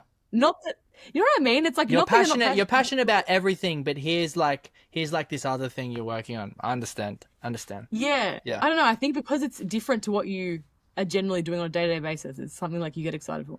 But anyway, and then yeah, after that, it depends. Like sometimes it's dance class that is my like way of chilling. Sometimes gym will be at the end of the day if I haven't gone in the morning, or sometimes it's like a walk in the afternoon just to like separate myself from everything I've been doing. And then in the evening, it's like when I'd upload. So it's like 6:30, 7 o'clock is like my upload time. So I'm usually just there, like, I don't Yeah. know, whether it's like finishing off captions, like this, that, or the other. And then, yeah, spend time with my family. Like, that's Yeah. usually my end of the day. I'm just chilling with my sister. We're like watching something. We're just hanging out, whatever. So what's Nothing. your you mentioned that you're uploading, 6:37. What and you're doing a full day of filming, a full day of editing, sometimes you mix them. What is your like goal output for like a week, for example? Typically when you're at home, not a travel week, but like when you're at home, like what is your goal output? Like do you have a certain number you want to Yeah. hit, or do you just have like a couple of projects you're like, okay, these are the three things I'm gonna get done? Like how do you structure that output? Like do you have a goal that you're aiming Yes. for? Yeah, usually I try and upload six a week, especially on Okay. TikTok, like 6 videos a week. And then Instagram, it depends because I'm a bit more like selective with what I post. So maybe it's going to be like 3 or 4, which again, that's something I'm trying to get out of rather than thinking so deeply into like what goes on Reels, just put it all out. And even if it's something that usually is my TikTok format, I'll put it up on trials. So yeah, usually I do aim for 6. And then, yeah, is that the question? Yeah. Is that it? So are you so let's say you're putting up 6 on TikTok and then you got 3 or 4 on Reels. Are Yep. you just basically getting the same clip and then cross posting? Sometimes it Okay. depends. Like sometimes I think when you have gotten to a point where you get what your audience likes, or you get the difference between this is my TikTok audience, this is my Instagram audience, you just kind of pick and choose, and you know that if you create a piece of content, you can kind of see it as this is an Instagram piece or this is a TikTok piece. But that's, yeah, once you have got an idea of who you're aiming it towards or who's on the receiving end of it. Um, so yeah, that's kind of how I like what I base it off. But Yeah. again, at the end of the day, I think everyone's across everything now. Like there's all demographics on both platforms. It's not like TikTok's this like small little niche platform. It's just this little community like it was Musically. Now it's so mainstream that you can often just post it on both and you will reach the audience that it's intended for in some way. It might not be as massively as it is on the other one. It might be different, but both the audiences are there. So it's just a matter of putting it out. Sometimes it does well, sometimes it doesn't. How often are you repurposing pieces of content? Whether it's something from 6 months ago, whether it's something you've edited recently and you're adding a variation to it or a twist, like how often are you Mm, repurposing things that did well, or maybe something that underperformed and you're like, hey, let me tweak this and then run it again? Like, are, yeah. are you doing that or not really? Or I don't really. Sometimes I will if it's within the same few days. If yeah, it's something that I've just uploaded and I'm like, oh, it didn't do as well as I like. Maybe that was because of this specific caption, or it was a bit long at this one shot in the beginning. Maybe that's the reason. So if it's something I've just created, but I don't think I ever really repurpose old content unless there's something that's come back, like I don't know, a specific trend or something that is relevant now, and you can change the caption of to show it was a throwback. Do you know what I mean? Like, yeah, I okay, won't just reshare. So, say like a sound comes back. I'm not just going to repost that same video from back then. I'll usually recreate it. But an example of where I did this recently was that video I made last year with Jasminetxo where we danced together. And then that was just, we posted that, whatever. That was the end of it. And then last month, I think it was, her music started going viral on TikTok. She had this random moment and everyone was talking about how unappreciated she is, whatever. And I was like, I've I've got got this this clip video. with her. Yeah, here we This makes so go. much sense. Yeah, And it did really well because again, like that was trending and all I did to change it was I added a caption on screen, kind of making it relevant to that trend at the moment, talking about like, yes, she's underappreciated, like da da da. And then yeah, it did really well. So I think sometimes it's worth doing, but I prefer, maybe it's just my own like pickiness, but I just prefer fresh content. I don't like yeah. reposts. What's your average day in the life when you're traveling? Oh, I feel like there's no average day in the life because it depends on where I am, it depends who I'm with. Yeah, If I'm, because a lot of the time I'm traveling, I'm just on my own. Sometimes you'll be away with like a group or whatever. And it depends. Like I like to try and stay in routine. This doesn't always happen. I can't say it always does, but like I try and get to the gym and like do the typical thing, like go for a walk in the morning, whatever. Just things that make it feel like a normal day. But most of the time, I think when you're traveling, especially when you're traveling for work, most of the days are like structured for you, or you know that like there's X amount of things you need to do that day. But that's the hard part because, like, especially when you're in a new country and you want to experience things outside of just like the content mindset, I try and like make time for that as well. And that's what's always hard. Even just like being at home and trying to enjoy like whatever experience or event or whatever it is that you're at outside of that like content lens. Because when you're in that mindset, it's hard to get out of, especially if you're there for work. Of course, like you're there to do your job. But you're also like, damn, I really want to appreciate the moment. Like I'm actually living life here. Like, yeah. I'm living life. And that's the problem. I feel like it's happened just so many times recently where I've gotten home. I know we've probably talked about this a lot, where like I just get home and I'm like, did I just do that? Like, did that just happen? Was I in this one country? Or did I go to this one thing that I've been wanting to go to my whole life? But it's done and that's the end of it. I think a lot of people feel like that when you're kind of anticipating something and you always have, and then it's over so quickly. It's just, I don't know. It's hard to comprehend a moment like that. Absolutely. So Absolutely. that's what I'm trying to learn to, I don't know, just appreciate things as they're happening. And like we were saying, when you're traveling, just allow some time, or even if it's just a moment where, yes, I'm shooting all this stuff, but I also need to just put everything down for a second and like take it in with my own eyes. It's so important to just separate yourself from the phone or the camera or whatever and like give yourself time to appreciate the moment. Absolutely. So, what do you do when you feel stuck creatively? I just push on. That's always, I think if I stop, that is when I get really like in a rut. If I'm like, you know what, today, like I haven't got anything in mind. Some days, yes, like you need to know your limits. And sometimes you're at a point where maybe like you're actually going to burn out, or like your mental health, you have to put it first. But sometimes it's just, and not sometimes, actually, it happens all the time, where it's just a matter of like, I have no idea what I want to shoot today, or I don't want to whatever today. So I think a lot of the time in that sense, you really just have to find a way. And sometimes that might be by scrolling for like a good half an hour and looking for audios, or sometimes it might be like going on your favorite creators' pages and seeing like what they're into at the moment, and just like getting moments of inspiration from that. It doesn't have to be, you're not recreating someone else's content, but it's more about just like seeing someone else's workflow or getting inspiration from that, and then applying that to your own life. And even if it's a video you've made before and you're just like recreating something in a different way, you just kind of put your own twist on sometimes other people's ideas, or sometimes your own previous ideas, and changing things up that you've already done and reapplying it maybe in a new format. So yeah, it's hard because when you're doing it every single day, like you don't just have endless creativity sometimes. Like there's a limit to that. So yeah. So do you think creativity is a muscle then? Is it something that, you know, the more you use it, the easier it gets? Yes and no. Because sometimes I feel like the more you use it, the quicker you are burning out. But then other times I feel like the more you use it, it almost just becomes second nature, to where like you'll have days where, okay, I can't really think of anything specific that I want to make, but because you're in that workflow, you find a way. Like, I don't know, I don't really know how to explain it, but I just feel like you probably get it with music as well. Yeah, like, when you're in the flow, that it's almost like the work tells you what needs to be done. Yes, exactly. Like it's somehow, it's just speaking to you. It sounds like woo-woo and crazy, but it's true. Like somehow it just tells you like, this is what you're going to do. And you just kind of get drawn to it and you do it. I don't know. It's not a very good answer, but no, I completely get it. I think where we both kind of have the advantage when it comes to editing is obviously you with your dancing, understanding rhythm, understanding beats, and there's a visual rhythm to editing. And so even with me with like cutting up vocal takes, when I then started editing video, I'm like, oh, the audio, I'm just doing the same thing. It's like a transferable skill almost. It really is. Yeah, 100%. It's something we don't even appreciate that we have. Like, I don't really think about it as. But it's just like innate. It's like instinct. Yes. Yeah. It's innate. Yeah. I'm like, I don't understand this because I'm a dancer, but actually maybe that is where it comes from. Yeah, absolutely. Absolutely. And I mean, even you saying like you're a visual learner and you like everything visual, and then dance is like everything is visual, but then you're doing it with the sound. Like, it's very interesting how the skills collide.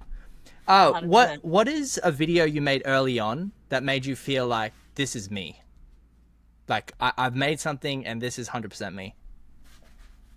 As in, it felt like it reflected who I want to be, like online. Absolutely, you can go wherever with that one. Okay. I think a lot of it, is that like nostalgic content? Because that's like, I always used to dance. Okay, let's go back. So before I started dancing on Musically, whatever, it was all just like stupid little transition videos and like lip syncing. Okay, it was just for fun. But I think when I first started thinking like, why am I not incorporating dance? Like, this is what I do outside of socials.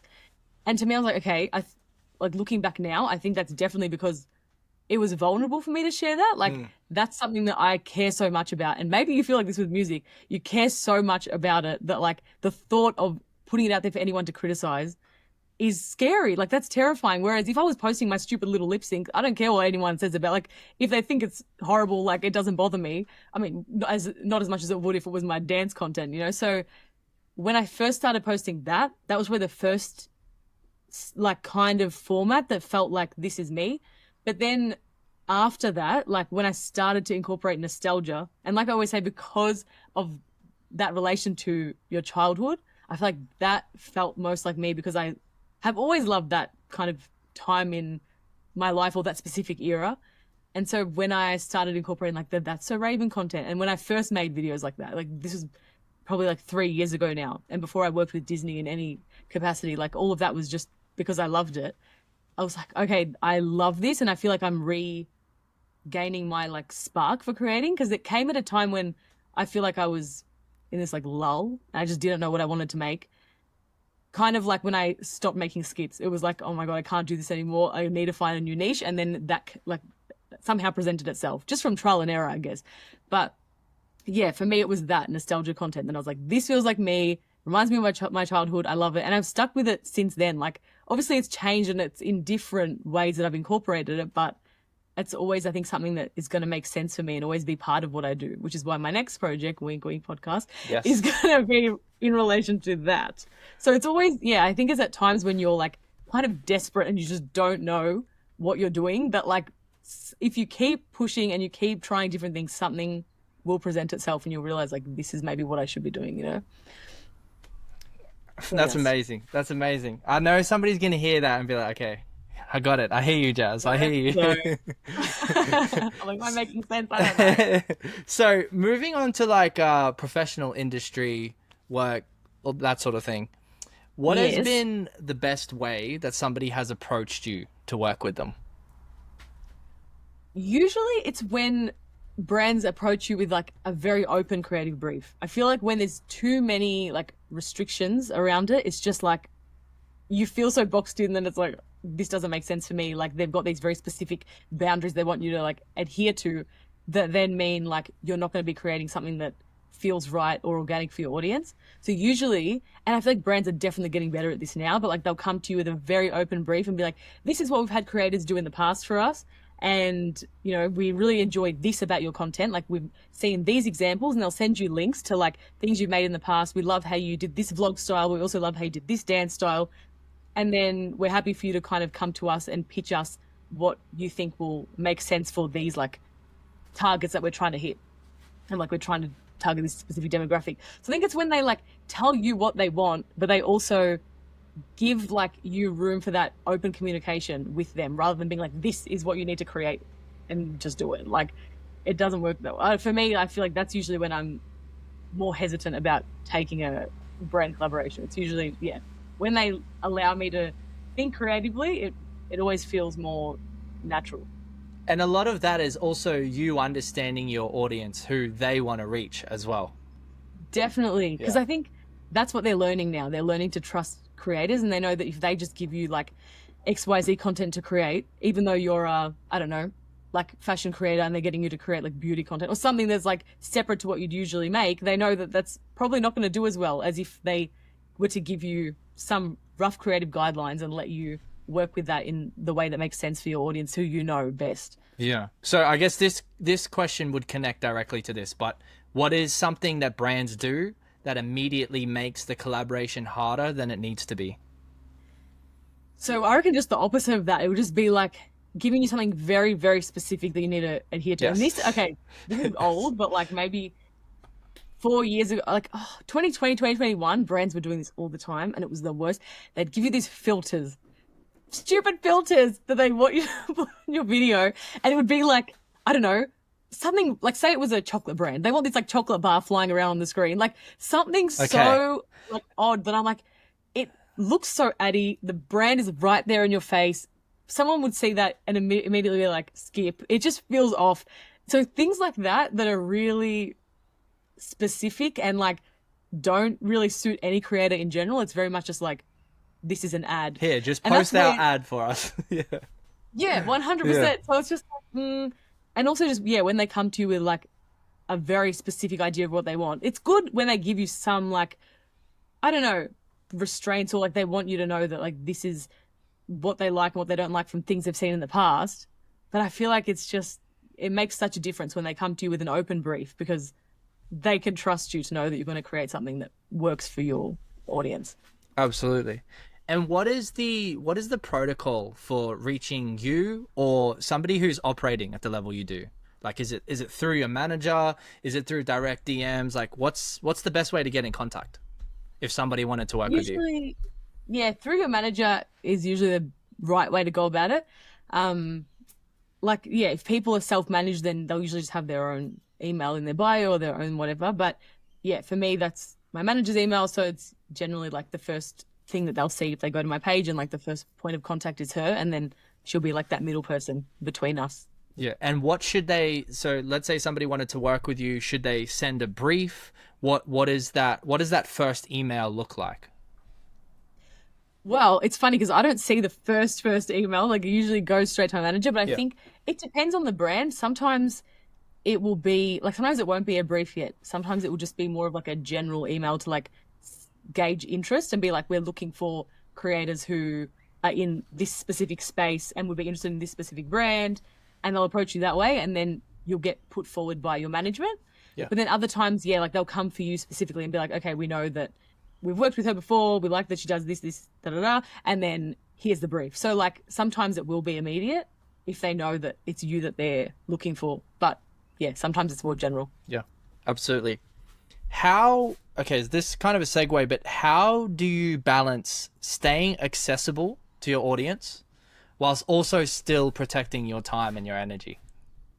Mm, I think it depends on the person. Like some people, like some creators are more comfortable with just responding to comments, and that's their main, like, I guess, like level of communication between them and their audience. But then for some people, it's like it's DMs, like it might be a bit more than that. But also, it also can be like stories and things like uploading, polls and stuff that might not be you're directly contacting your audience or they're contacting you, but it's just like those little moments where you're allowing them to like have some input or some opinion in what you're doing. Um, Q&As, I feel like, is another good one that like Yeah. it's anonymous, or I mean it's anonymous like when you upload. And then but for me, I do like interacting in DMs. I don't know, I don't think there's an issue. But then again, I'm not like someone who's getting flooded with like a million DMs every day. Like if you're on that level, that's a completely different story. Maybe then you Not yet, will. Jazz. Not yet. Oh no, yeah. Yeah, yeah. But then yeah, maybe then like it After makes more after sense. this one, absolutely.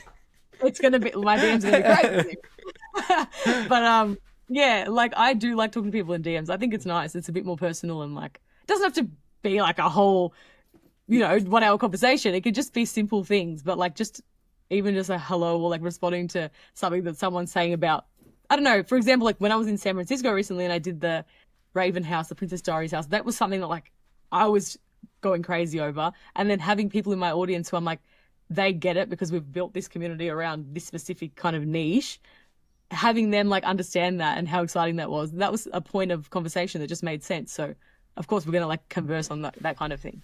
Yeah. So, yeah. Have you ever said no to a deal even though the money looked good? And if so, what made you not go through with it? I have, yes, but I have, usually, yes. like, I'm like, well, what am I gonna Jazz is like, yep, every day, but do? No, no, no, no. Well, the good thing is yeah. that because I have a manager that gets me so Mm, well, she doesn't even have to like come to me with everything. If like she gets what I like, what I don't, a lot of the time she can kind of filter stuff out before it gets to me, which is nice. Um, but when there is something like that does pay well, or like, it's a brand that you're like, do I do I not? For me, the ones that I've had to say no to are because morally they don't align. Like if I know that the brand's values are XYZ and that doesn't align with mine, it's like an instant no. That's like the number one thing for me. If I know that there's, especially like sometimes there'll be like political, moral, whatever it is, like things that I just don't feel like make sense for like not my brand or not my online persona. It's not about that. It's about like just me at my core. Yeah. If it doesn't make sense, I'm not doing it. But also like non-inclusive brands, that's another thing that have made me just be like, no, no, no, no. Like it does in all different senses, but like beauty brands who maybe it's just like only stock this many shades. And I'm like, okay, this has happened before for sure, where like they've come to me being like, oh, you should, promote this one product. I'm like, okay, maybe it works for me, but anyone who's like a deeper skin tone than mine, they won't be able to use the product. Like it makes no sense. And like the whole thing of my page is that I want to be accessible and inclusive and all those things. So if it doesn't make sense for me in that way, like why would I do it? So yeah, I'm really picky about things like that. That's like my main thing. But a lot of the time brands are open and like they'll be willing to have conversations about those things, which is nice. But if not, Yeah. it is No what it is. dice. No dice. Have you ever had to push back on a brand's brief, like to protect your voice or your audience, and like what happened and how did you approach that?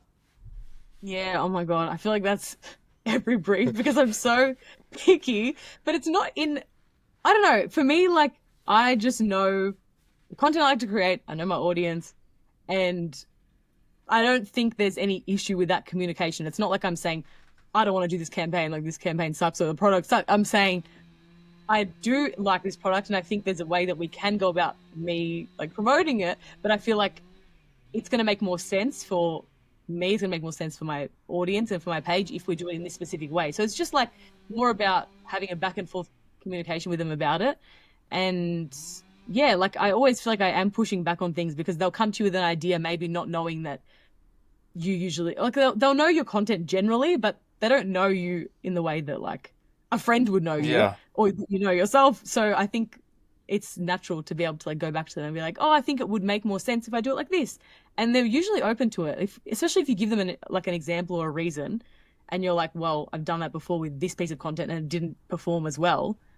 They'll be like, oh yeah, like that's fine. We'll just switch it up and like do it in this way so it performs better. Because it's not just for you, it's also going to perform better for them and hopefully get them what they want and help them hit their targets. So yeah. Absolutely. And what are some green flags in a brand deal?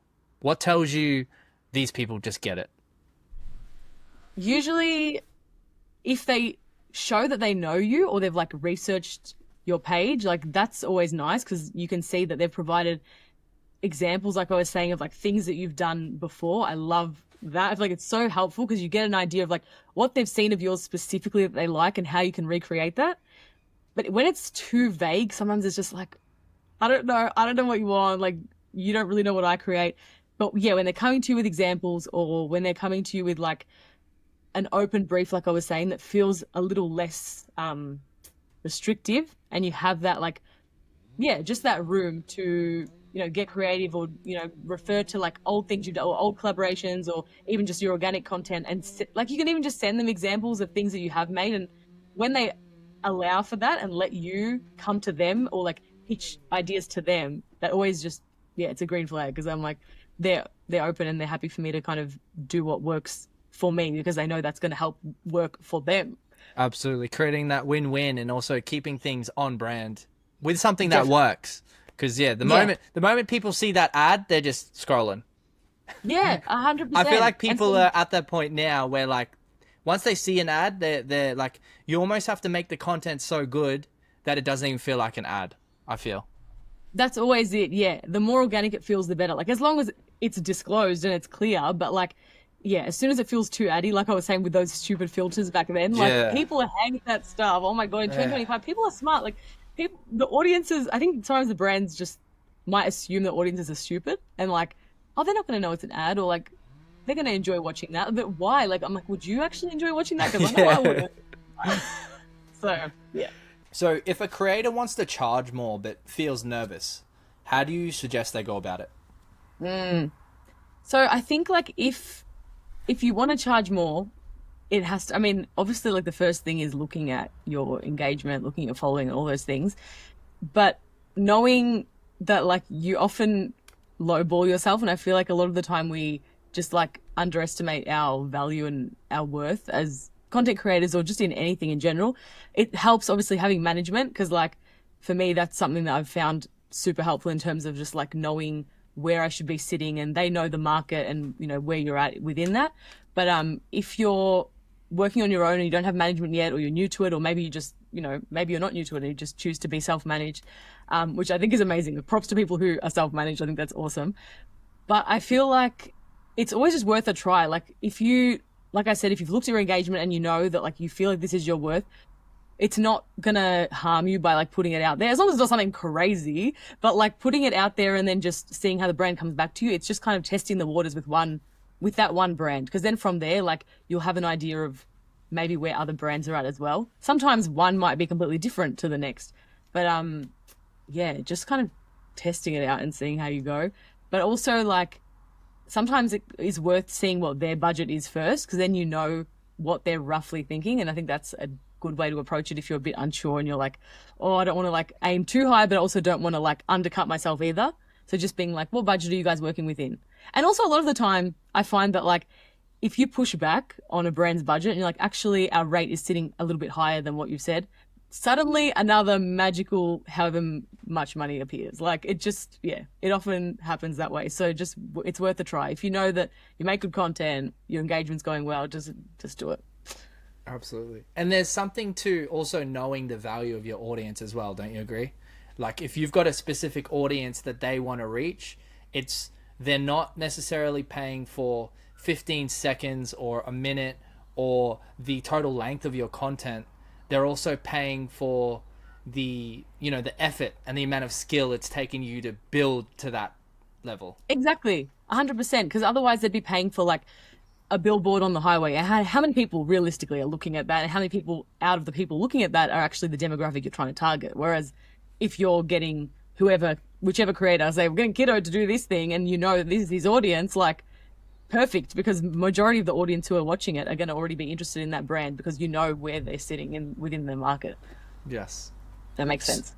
So, makes perfect sense. If you could trade skill sets with anyone for a week, who would it be? I was about to be like, he's sitting right in front of me. I mean, no, actually, though, like, I would kill to be able to be a musician, like, please. But, okay, if I have to pick someone else, or can I? Or who? Someone other than me, Joe. Someone other than me. Skill sets. Mm-hmm. I feel like acting is something that I've said I'm really terrible at, and I would love to, I don't know, have that extra skill, because I feel like it comes in handy in a lot of different ways. But who is the question? Or like a comedian, maybe. Like I was saying, I think Kiki Palmer's hilarious, and I'd love to be funny like that, because I'm just not like that. But also, oh my God, there's so many. I don't know. I feel like I could list like singers. I could list other dancers, like directors of films. I don't know. I feel like so maybe one singer and one dancer. Okay, one singer, one dancer. Dancer, I feel like I always say Paris Goebel is my like fave, but I love her. I feel like just the empire she's created is insane, and also just like as a choreographer, so creative, insanely artistic. And then singer, I'm not going to say Kehlani, don't worry. I think singer, oh my God, I don't know. There's so many. Maybe someone with like crazy range, like JoJo, not JoJo Siwa. 2000s JoJo. I feel like, yeah, her voice is insane and so underrated. So I feel like I'd switch with someone like her. Awesome. What is a truth about your industry that people don't want to admit? Oh. Damn. I think there's a lot of different things that, like, it's a weird, murky industry, and there's just so many aspects of it. I think, no, I don't want to get cancelled. What do people not want to admit? I'm trying to think of something that makes sense here. I feel like, well, one thing is that the nothing about people charge, but like I feel like it's very hidden, or like there's not a lot of transparency around like how much creators should get paid or do get paid and all those things. And so maybe this isn't something from the outside that people think, but I feel like within the industry, people don't really talk about that kind of stuff as much as they should. And that's where things get really bad, because I feel like a lot of the time you find out from another creator that like they're being paid this much or you were only paid this much, and there's always that like discrepancy. Sometimes it depends on the agency you're with or all different factors, but yeah, I feel like that's something that people don't realize from the outside, but like within it there's not much talk about it, like as there would be with a regular 9 to 5 where there's like a salary and you can have that kind of like open conversation about it, because there's so many rules around that. But when it's quite like subjective, because it depends on maybe how much your agency pitches you out for or what you think you're worth if you're self-managed.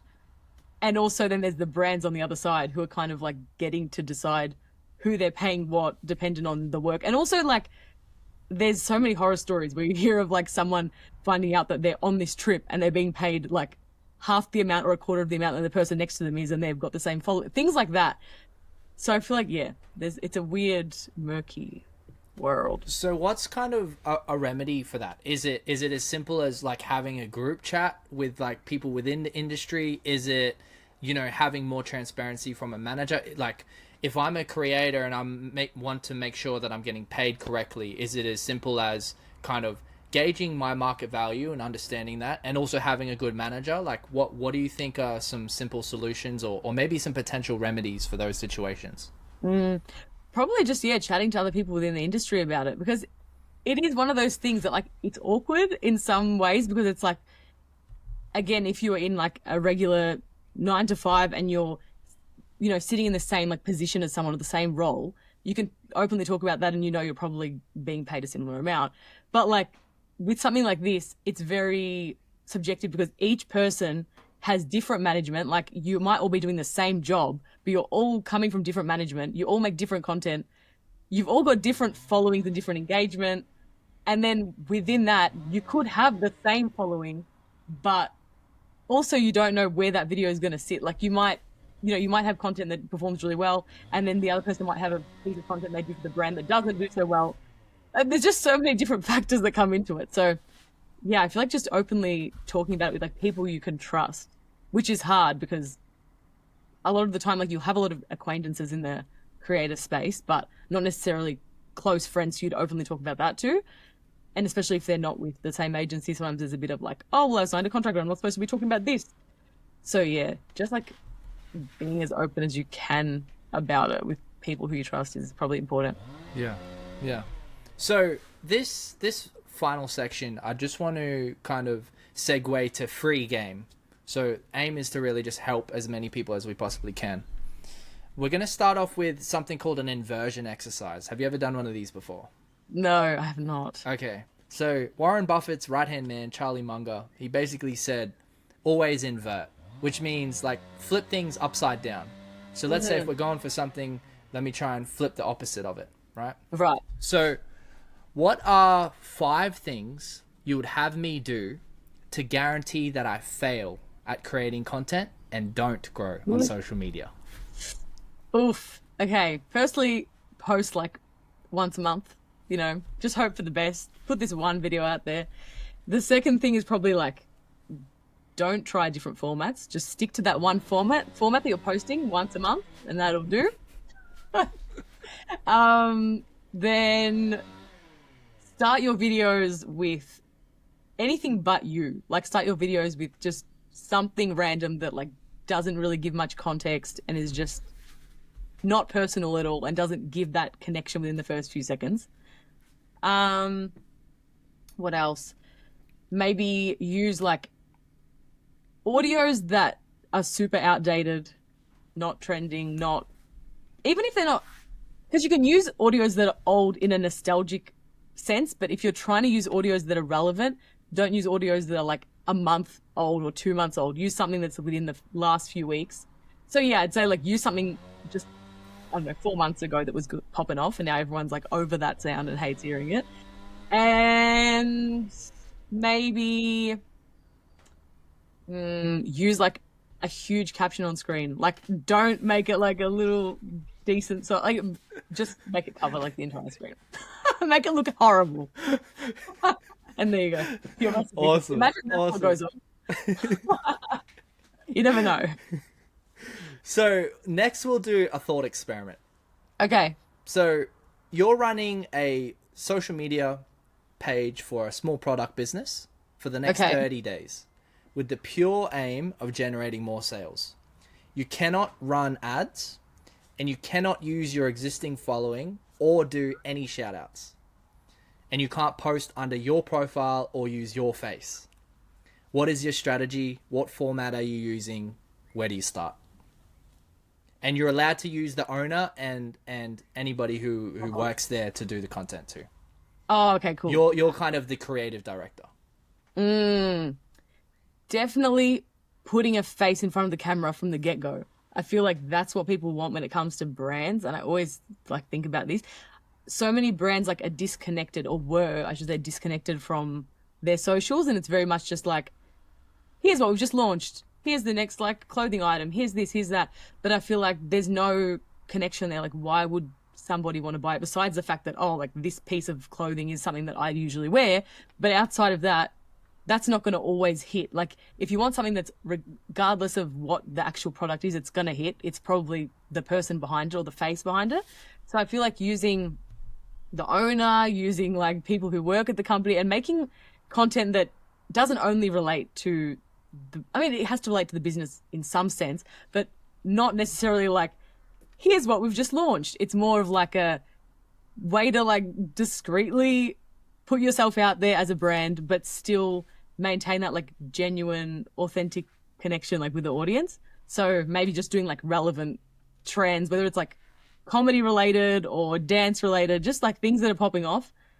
And I'd say just, yeah, getting yourself out there and showing a bit more about like the brand's like ethos, or more about what the brand stands for and is about, so that you can start somewhere by like, you know, building that connection with your viewers, and then from there selling them the product, because, you know, they'd be more interested, I think, well, at least I would, in buying a product if I know where it's coming from and like the behind the scenes of getting to that point.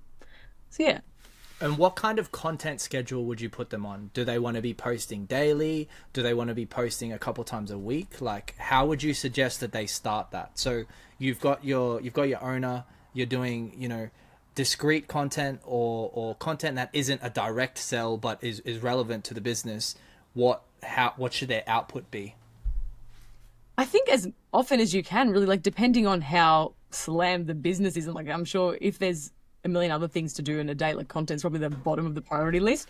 But like, even it just starting small, and like if it's, you know, maybe that's twice a week to begin with, and just getting yourself out there. But then daily is probably the best, even if you have like a few hours that you schedule in a week to just bulk shoot with you or the team, whatever, and just having that ready to go. Maybe outsourcing if like the business is at a point where you can do that, like maybe outsourcing an editor or someone to come in and help for the day, like in terms of shooting the content, or someone who's really, you know, in that world and can kind of understand the trends and like what's relevant, so that then it kind of takes one thing off your plate and you're not necessarily having to focus on content plus business, because it's obviously like a lot to juggle, as you would know. Yeah. So yeah, starting small, and then yeah, as often as you can post, really. Yeah. So somebody right now, they want to make content and they don't know what to make. They don't know what tools to use. What do you suggest they do? Do they just start with their phone? Yes, definitely just start with your phone. I think, I don't know, there's this whole thing around like production value, which obviously is important, but not from the get-go. Like, same with the whole business thing, like putting yourself out there as a face that people can recognize and get to know and like genuinely build some kind of connection with is important first.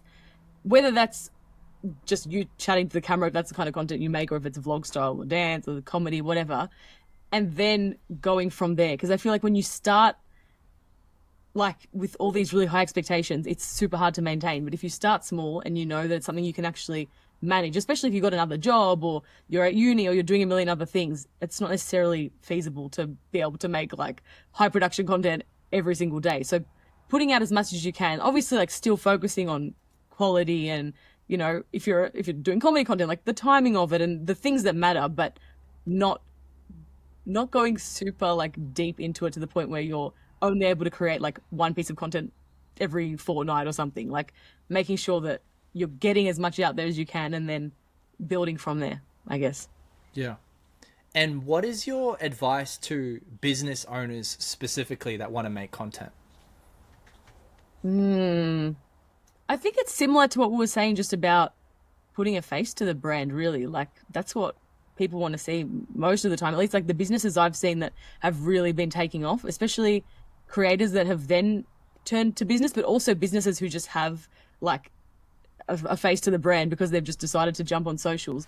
They always do so well, I feel like when it feels personal and when there's like some level of like, I don't know, an element of comedy to it or just something that kind of separates it from other businesses. Because so often we just see like the same, like boring, basic ads and you feel like you're just being sold to. But when you feel like it's a two-way street or like you're opening up the conversation to your audience, maybe you're like creating content, actually asking your audience for what they want and it's more of a personal video. Even if it's like stories or if it's, I don't know, Q&As or whatever, polls on stories, those things I think are undervalued because there's so much value in like being able to take that what's the word I'm looking for? I don't know. Just taking the opinions of the people who you're creating your business for, really. Yeah. And I guess, can we zoom into maybe some specific examples? So like one of mine that comes off top of mind is there's this format recently with like restaurants and they get the owner to predict, okay, today we're going to sell 100 of this dish. And then the manager goes, okay, we're going to sell 80 of this dish. And then the third clip goes to the cook and the cook is like, what? And it's just God. like the timing is like, oh, like you're like, oh, this business is like predicting what they're doing, but then it's kind of like a payoff at the end to understand, oh, the person who has to do all the work is like, I don't want to do 100 of these today. Oh my God. So I love like, that. yeah, so like, is there any specific, because that specifically I've seen work really good for restaurants, and I've seen that a couple times, because it's always funny too, because the manager and the owner are kind of always dressed up, and then the chef in the back is like, they almost purposely make him look like, man, I'm in the middle of this work, like, what you guys are saying, you know? That. So is there any specific, like, I know obviously the ideas and the trends change, but is there any specific ideas you can think of that business owners can use right away? Like, for example, if I give you a specific example, maybe a business owner that's selling candles. Is there any formats that you could see would work well for them, or some ideas that maybe just come straight off the top of your head? Well, I'm just thinking of like a business that comes to mind that does this a lot, and they're called Fate the Label, and they're this. I think they're Brisbane based, or New. Are they Brisbane? Or they Newcastle? I don't know, but yeah, they're this like inclusive clothing brand and like a women's clothing brand. They basically like started with this. So Brittany Lee Saunders, she was a. Do you know her? Oh, Have you yes. seen her? Yep. She's like a create. She was initially a creator. She was a YouTuber, and now she's like transitioned to this business owner. But like, they're very separate, and she didn't. I don't feel like her business was built because of who she was as a creator. Like it's very separate. Like now she's a completely different like online persona, I guess. Not as in her personality itself herself, but like it's more the fact that she didn't build it just off of what she had. It was kind of like starting from the ground up kind of thing. Yeah. And it was a tiny thing that she did like in her, I guess it was like in her back, in her shed, I don't know. And now she's created this insane business. But I love the stuff that she does with her employees. Like there's always so much banter in the office, and showing that like office culture is so, I don't know, it's so good because especially if you're not in that world or you don't know what goes on behind the scenes in like a clothing business that you buy from, it's so interesting. I don't know, I just find it hilarious. Like they'll do pranks on the employees or like vice versa. I don't know, they'll just always create content that pops. And I feel like often it's because I don't know whether she has done this, but I think a lot of the time they'll hire someone specifically to create content, like not necessarily for her brand, but if you've got someone at the company that is specifically like there to do the content, it always, I don't know, takes a bit of the pressure off everyone else who has a million other things to do and just like focuses on that. But yeah, I don't know if that answers the question. Yeah. So basically what you're saying is, it's easier. It's going to be easier as a business owner if you can bring somebody external in to do some of the content who can just focus on the content. And at the same time, you kind of want to document the culture of the company. Is that what you're saying? Yeah, exactly. I think the culture, yeah, for sure. And like just showing the lighthearted side of it as well. Because I don't know, like, roughly maybe what goes into like the behind the scenes of a business. Or maybe not everyone does, but I feel like there's been that format created quite a bit where you see like the behind the scenes of it, but then having that different element to it where like it's got its own twist because of the specific people in the office, and you've gotten to know the boss and then her relationship with the people that she's hired. Yeah, it's nice to be able to see like what that actual connection looks like behind the scenes as well. Awesome. And so if you're like me and you're not naturally funny or naturally comedic, what would you recommend at like the serious business owner who wants to grow on socials but doesn't want to do comedy? What do you recommend for them? True. That's a good question. Because I can speak on what's worked for me, but I'd rather hear what you have to say. Yeah. I think I don't know, I always like seeing piece to camera. I feel like that's good, especially at the beginning, if you've never had that introduction to the person or the face behind the business. So that could just look like answering people's questions, and it might be in relation to the business, or it might be like personal questions, whatever it is. It could be stories, or it could be actual like reels that you've uploaded. But that's probably like a basic starting point, because if you're not a content creator and you're someone who is more on the business side, that's probably the easiest way to start, like just chatting to the camera as you would to a customer. But then from there, like, I don't know, I think what you do is really cool. Like the whole behind the scenes, like the day in the lifestyle, whether it's, I don't know, it depends if you're on your own or if you're doing a completely different business that maybe you do have employees, but showing what it looks like behind the scenes, it doesn't have to be in a comedic way or like a funny way. It could be just genuinely like documenting the day to day, and like vlog style always, I feel like, works nicely like for businesses, fast paced, because people, I don't know, it's easy when you start to be like, oh yeah, like you've got to create this whole like 5-minute piece. But with socials, if you know what works on socials, you know that like often it's the really quick, like fast paced stuff. So just like chopping together little bits and pieces of your day, whether it's like got the sound behind it, as in the actual sound of each clip. I don't know, I really like that when it's fast paced, but you hear like the, oh my God, da da da da da, like you're not even talking about, it doesn't make sense unless you hear it. Makes perfect sense. So for somebody who's listening, I literally did exactly this, and it worked great. It worked great. There you go. And I've also experimented with like cutting it with like ASMR version. So yeah, you leave the room sounds in. You basically just cutting the clips together really fast.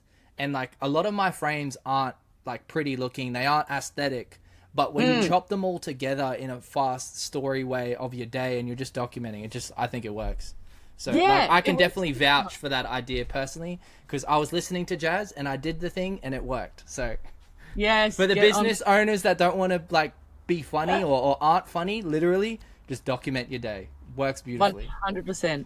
All right. So what is your advice to a vintage seller specifically that's already making content but wants to level up? Because I know a lot of vintage store owners are actually pretty good when it comes to trends. They're pretty good when it comes to making content, but maybe they want to take it to that next level. Maybe they've already got, a couple thousand followers, and yeah, they just want to grow the socials and grow the presence, social media presence.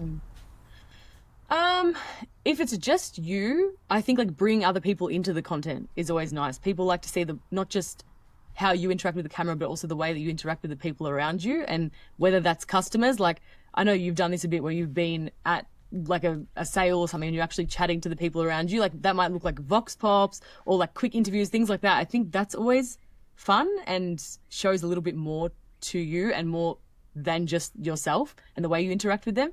Especially if it's customers as well. I feel like that's really cool to see, because if you're an online customer, you're getting to see what it's like if you were a face-to-face, like real life customer. But then you're saying for vintage, so maybe like even you as the customer, like when you're out at these like flea markets and stuff, and the way that you interact with them, like the people who are selling these things, like where are these items actually coming from, and like hearing maybe the origin story, like that's always interesting, especially if you're considering buying from your store, then like it makes sense to know where that's coming from. and just hearing more stories, like just from people beyond just yourself. It's cool. And what about if somebody has a physical store? Like if they have a retail store, what type of content would you have them make? Retail store, that's tricky because with customers, it's like you can't just get people on camera a lot of the time. It's hard. I Maybe mean, they've got the employees, and it's not necessarily a warehouse situation where like everybody's working. It's more yeah, like a retail where customers are coming in, employees are serving the customers, maybe the owners checking in every now and then. Heaps of stock that they can make content with as well. yeah, maybe like showing a little bit about before the store opens, after the store closes, like what happens then, and like yeah, just whenever the store's shut, because that's kind of what people would be wondering. Like when you're in the store, you kind of see everything in front of you, but like you don't know, in the morning, how do the I don't know orders come in, and like how do things get put out onto the shelf, like that whole process beforehand and also afterwards, like the whole packing down or whatever happens. Even I don't know, like this sounds silly, but maybe just like tours of the entire store. Like you're only seeing the actual store, but how about like the back room and like what happens back there? Just the things that the customer wouldn't see with their own eyes and things that they don't have access to, give them that extra level of access, like the VIP experience of your store. That's amazing. I haven't heard that before, so that's actually really cool. So Oh, the I'm just, before, basically out of office hours, we want to know what's happening at the vintage store. And yeah, I mean, that's probably an entire storyline too, because you could create like a whole like this is what happens overnight. Like you never see yeah. this. That's actually cool. I really like that. Oh, Jazz, how much of content creation is just sticking with it for a long time? What percentage? ooh, damn, you're challenging me with these questions. What percentage would it be sticking with it? I don't know, like the creating a career out of content creation, that would be like 80%. I don't know. I feel like that's a huge percentage. But content creation itself and like just putting out content, I feel like virality is easy now. Like you can go viral in one video goes off and you've gained, like we've spoken about, you can gain 10K or whatever amount of followers off that, just like one simple video.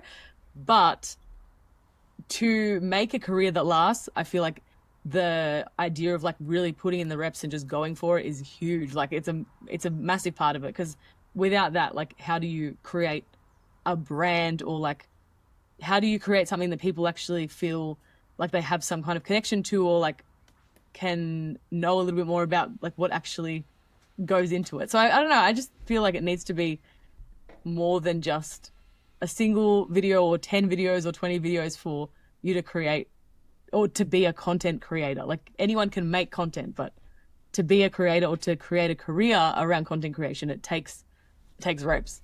So, for reference, how many pieces of content do you think you had made before you went full time? And then, how many pieces of content do you think you've made all time since you started? If you had to Oh my guess. God. If you had to guess. And we're Wait, talking like I'll kind of put like a lower barrier on it, like clips that are 15 seconds or longer. So includes YouTube, includes short form. Basically, how many pieces do you think you've published before you went full time? And then how many have you, let me done try that and entire get time? an estimate, because I want to see, wait, if you can see on TikTok how many videos you've made. How can you me Googling how many videos you posted? I swear I've seen it before where you can actually see how many videos you've uploaded on TikTok. Because I know Dashboard. Instagram has the post counter, but like as you've been on TikTok longer, so Yeah. Okay, let's just go by Instagram and then like double it low key. I don't but also what if you so what was your average per week before you went full time? on TikTok? Just in general. Oh, in general, I How feel how like many I wanna times will say- you click and publish a week? I reckon while I was still like in uni and all that, it might have been like 4 times a week. Because Okay. like obviously that wasn't Okay, so anything you're else. probably looking at like at least 150 to 200 a year. How many years was that before That you was went like full time? 2017, 18, 19. A good like 3 years. Okay, so you did at least 600. So Jazz published at least 600 times. That's on the conservative end. Something like Because you that. probably pumped it up before you went full time too. You probably went to like 5 or 6. And I then, did, yeah. and then how many years have you been creating content now then? So what? 9 years maybe? 9 years. So Or eight? you've probably done over 1,500 pieces. You've hit Definitely. publish. You've hit publish at least 1,500 times. I Just to reckon give, 1,500 on Instagram and maybe like 3,000 on TikTok, I would say. all right. So anybody who's listening right now, thousands. Not That not not three, not three, and then you flop, and then you give up. Not no. even like 100 this year. Thousands. Yeah, Yeah. it literally is thousands. Because I mean, yeah, it's been like 8 years, so that's why it's been that. It's so many, like the number is high, but you just got to keep posting. I'm sure, like if I look at the first, actually, you know what? Even if I look at stuff from last year, I'm probably still gonna be like, oh, what was that? But like, even now, like yeah, looking back at where I started, it's crazy. Like it's just a whole other me. I'm like, who was that? I have no idea. I don't know her. And the content I was making then wasn't great. Like not because I purposely was trying to make it not great, but in comparison to where you'll end up after like 5, 6, 7, 8 years, there's gonna be a massive growth that you're gonna see. But it's worth just putting it out there now. And who cares about the cringe? You cringe later, but whatever. Just It's post it. growth. It's all growth. I think I Yeah. saw something. It was like, if you're not cringing at who you were, you're not growing, or something like that. Yes, And one so it's hundred like our percent. responsibility to just keep evolving. So Definitely. was there ever a point where you were like, maybe this isn't for me in that journey? I think those moments like come and go when you just get like burnt out. Most of the time it's from burnout, or most of the time it's because you're doing the same thing on repeat day in, day out. But usually the way that I flip that is by either finding a bigger project or something that I can work on outside of just the short form, or changing up the short form completely and doing something different, stepping outside of like what I've always done, or outside of content in general, just like remembering your worth and your value outside of it, because I feel like it's so easy to start equating the numbers to your worth as a person. And I'm like, what is going, like it's crazy to think how quickly that can happen, even just like after creating content for a few months or a year, whatever. Like you quickly start to spiral and get into that mentality. But the second you do something different, whether for me, like for a long time that was like dance teaching, and seeing the reward of like coming from something that you've worked on that has nothing to do with content, like for example end of year dance concerts, seeing your students come together and perform what you've been working on all year, things like that, that are like, these are the moments that really matter and has nothing to do with who I am online. It's all just me and like who I am as a person, as a teacher, who I've, the people who I've made connections with here, and like the dancers themselves, like the students. It's just so many, yeah, factors outside of the content that are important, and in life just in general, and like your family and your friends and all the things that have nothing to do with who you are online. So it's important to separate yourself sometimes. What is one thing you wish more people understood about going viral? Just that going viral is easy, but staying relevant is not, or staying consistent is not. And I think that's where that whole debate is about, like, is content creation easy? Is the job of being an influencer easy?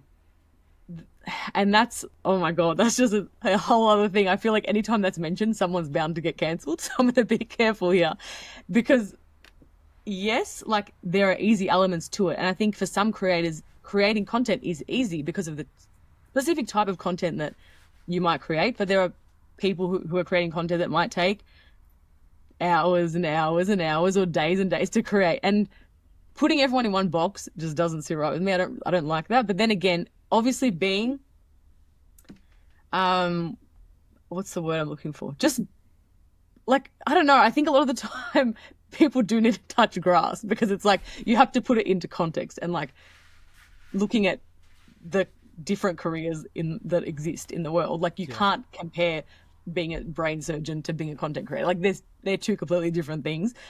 And you have to, yeah, think of it like, logically. But I think in terms of content creation itself, knowing that everyone is on a different path and puts different levels of effort into what they do. Because I think, yeah, people say it's easy, but not all creators are doing easy work. You know what I Yeah, mean? It's what you put in. absolutely. I don't know. Absolutely. No, it makes perfect sense. It's like certain people are trying to make short films and other people are doing one selfie video and going viral, and there is a disparity in effort, and it's kind of like no matter how much effort you put into certain clips, there's no way of knowing. The audience decides. 100%. Yeah.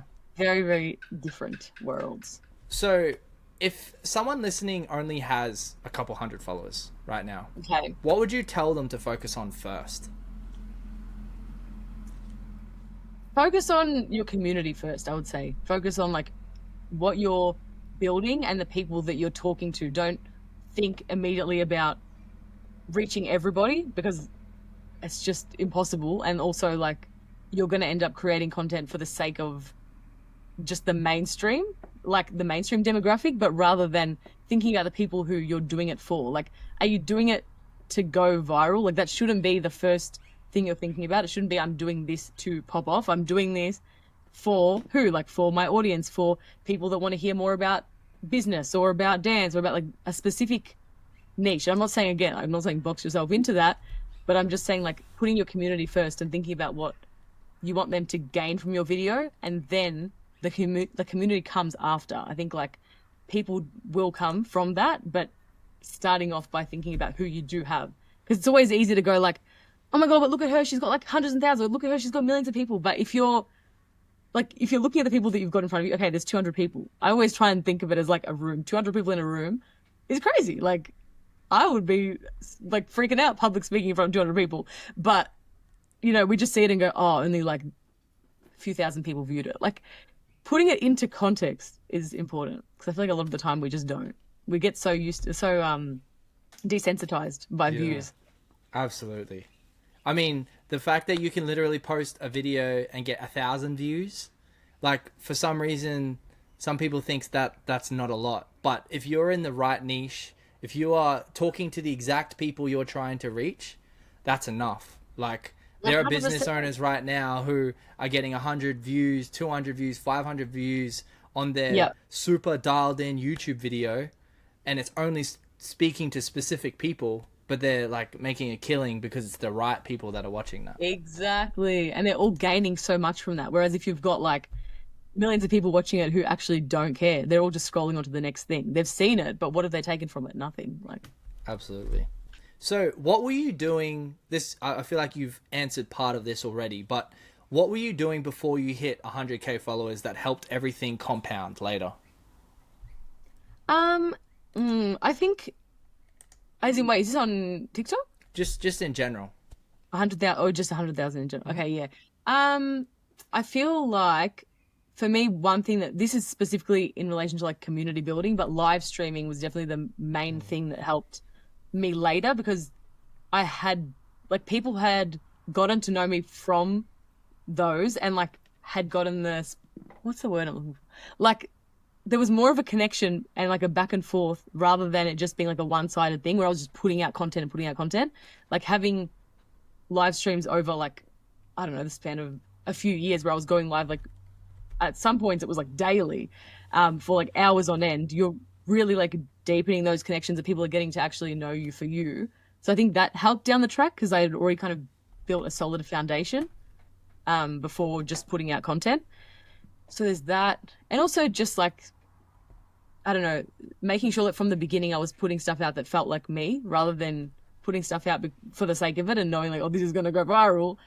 Sometimes, yeah, you put things out because you think they're going to do well, but if they have no relation to you and like don't feel like you at all, what's the point? Because you can't stick with that. Like, it's not going to last. So always making sure that what you're doing is like authentic and organic to who you are. Yeah. And I guess you kind of answered this one, but looking back, what was the most underrated move that you made early on that paid off big over time? What else outside of those? I mean, probably like, this is, I don't know how, if you'd say this is like what paid off, but I think the connections I was able to build with other creators was great, like over the years, because I think it's a very isolating career path, and a lot of the time you're just doing everything on your own, especially if you're not a joint account. Like there's all these accounts that might have like three, like four people who are involved, but if it's an account that's only you, which is the majority of creators, I would say, it is isolating. So just always, I don't know, supporting the people who you're mutuals with, or even just, yeah, seeing people's support on your content is like, it makes such a difference when it's another content creator and they've actually like gone out of their way to reach out and like let you know that they like something that you've done and those kind of things. So just supporting your community in that sense as well, not just the community who's viewing your content, but also people who are within the same sphere as you and doing the same thing. And yeah, just not being afraid to reach out. Like I do it all the time where I'll just like send someone a random voice message. I've never spoken to them before. And I'm like, hey, like love what you're doing. Would you be interested in like collaborating at some point? Because I love getting to dance with other people. I'm always doing it like alone at home. I'm like, oh my God, it's nice to just have friends that you can create with. Because I don't have colleagues as most people would. Yeah. So these are your colleagues.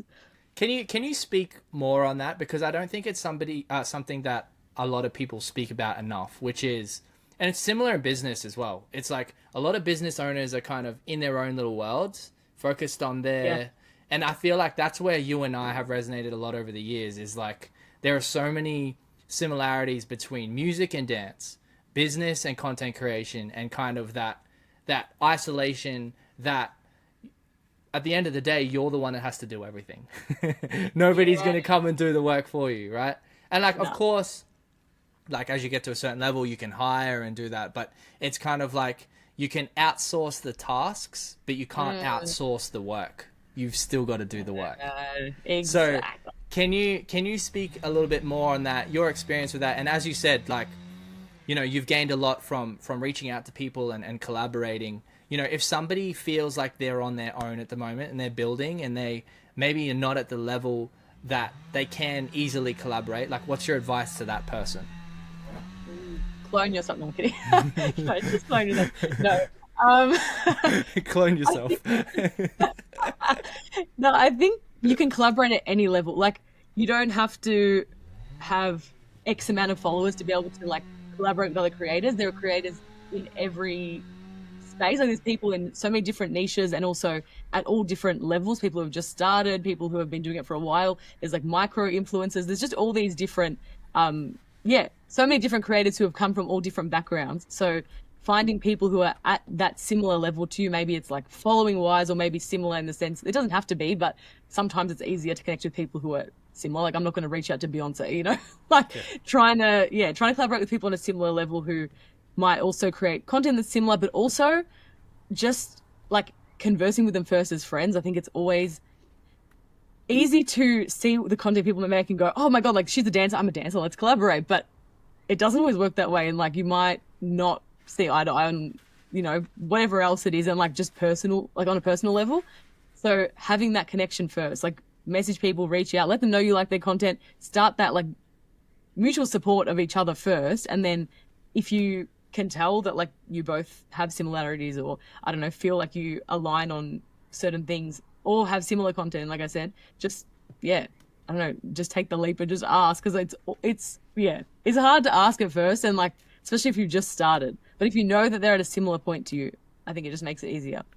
And is it just as simple as like sliding in a DM with a voice message with a message saying, hey, like, I genuinely like your stuff, like what's up? Like how would you do that approach? Because I'm just thinking like early on in my journey, like I don't know whether I would have had the courage to just like cold outreach people. And I feel like that's a skill that you learn over time to like genuinely just like recognize people and their efforts, and then it turns into like this mutual thing. So can you speak more on like how does that initial outreach start? Like what would you suggest? Yeah.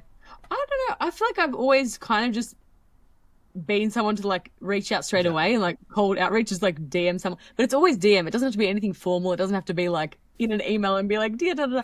Not to their management. It's just you. Like, just make it authentic. Because like at the end of the day, it's just, you're just reaching out as friends. You're not reaching out because you want to gain something from somebody. It's just because firstly, like you genuinely would want to become friends with someone that you've seen online. But I think it is definitely easier if it starts with that mutual support. Like if you've been commenting on their stuff, they've been commenting on yours, and you've kind of built that relationship through that first, it might kind of be that first like icebreaker to then get you to that point where you can send them a message or send them a voice message, just like, hey, what's up? Like, love your stuff and would love to collab. You don't even have to say straight away that you want to collaborate. Like, it doesn't have to be the first thing you do. A lot of the Yeah, time, it's just like, love your stuff. How you going? Like, it doesn't have to be anything crazy. You absolutely. get to that point naturally. I think for me, like especially now, because I'm paying more attention to like who's starting to follow me, and it's really fascinating once you start pushing yourself out there more. Because I've only really started this year. Like obviously I had the experience of music, but this year specifically with business is just being interested in people who are doing, as you said, like at level or like adjacent businesses or like Yep. the same business in another country. Because that's always fascinating. Because like you have that kind of that freedom to talk freely. I think Yeah. when you are too close, let's say you're from the same town, you do the same stuff, you're at the same size, there is this kind of like weird, there can be weird energy, which I'm sure you understand. Like sometimes it's like a secret competition vibe, which I've never like wanted, but I can feel like sometimes it can turn into that. Um, Yeah. so yeah, I completely understand. And yeah, I guess my advice for somebody who's listening is literally just to make it a habit to reach out to people that you enjoy their stuff and like don't even ask for anything. Just send Yeah. that message. That's it. Just acknowledge. Expect nothing because you do that enough times and you are like you truly are a fan of what they're doing.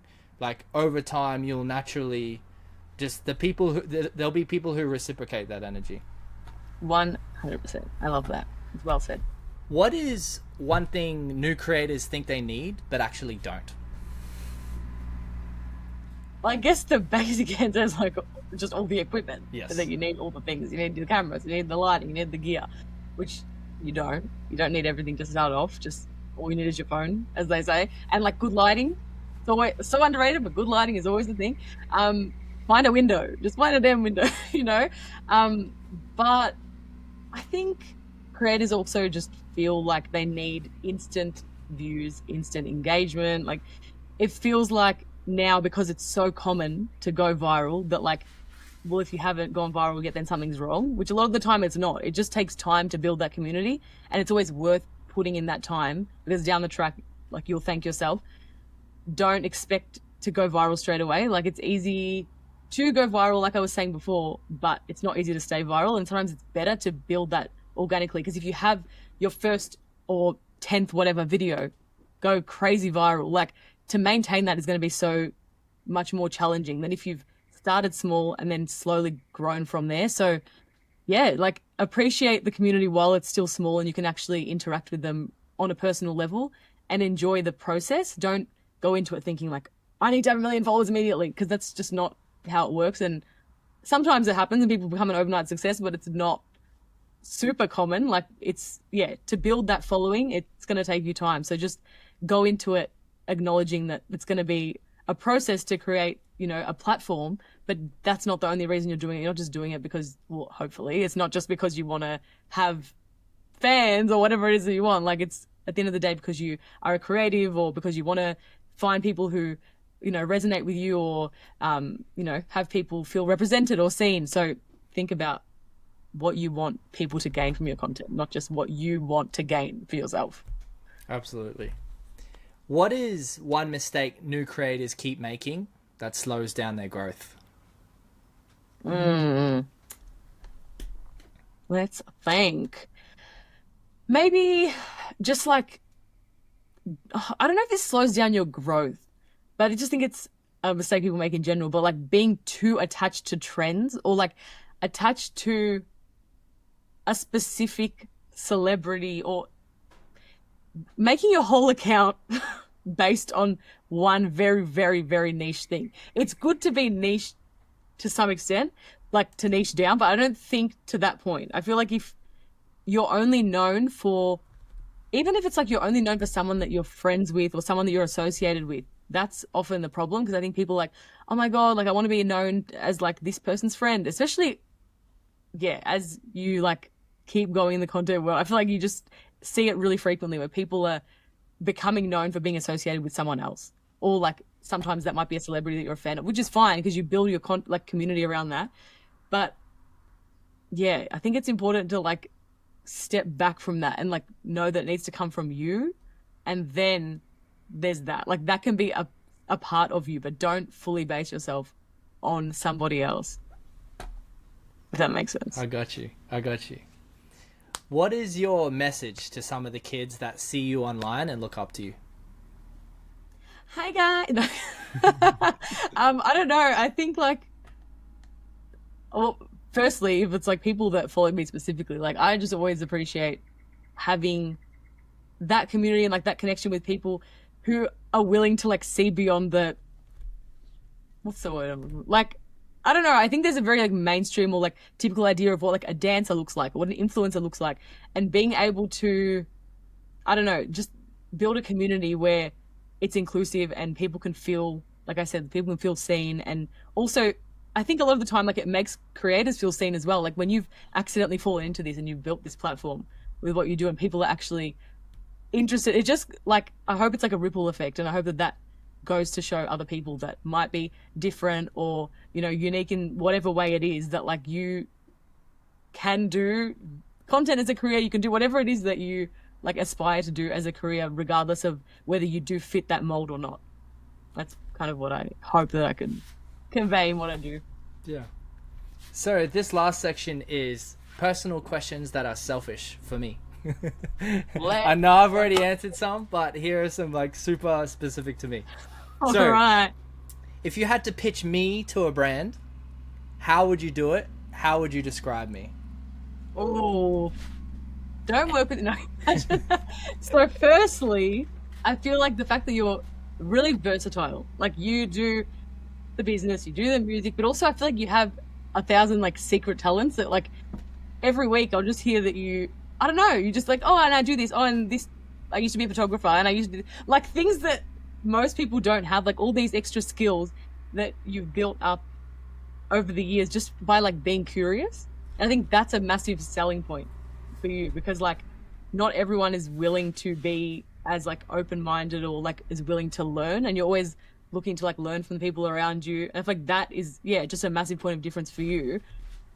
But also like you're really authentic. Like that's the other thing. If you were selling a brand's product or whatever it was, like I'd trust that your opinion was genuine, because I think, yeah, sometimes there's like that weird wall between the viewer and the creator, but I feel like you've really quickly like broken that down by just making content where you chat to the camera. Like you're easy to trust, because I feel like everything you do is authentic and everything's very you. Like you have a strong sense of self, which I feel like is really hard to come across.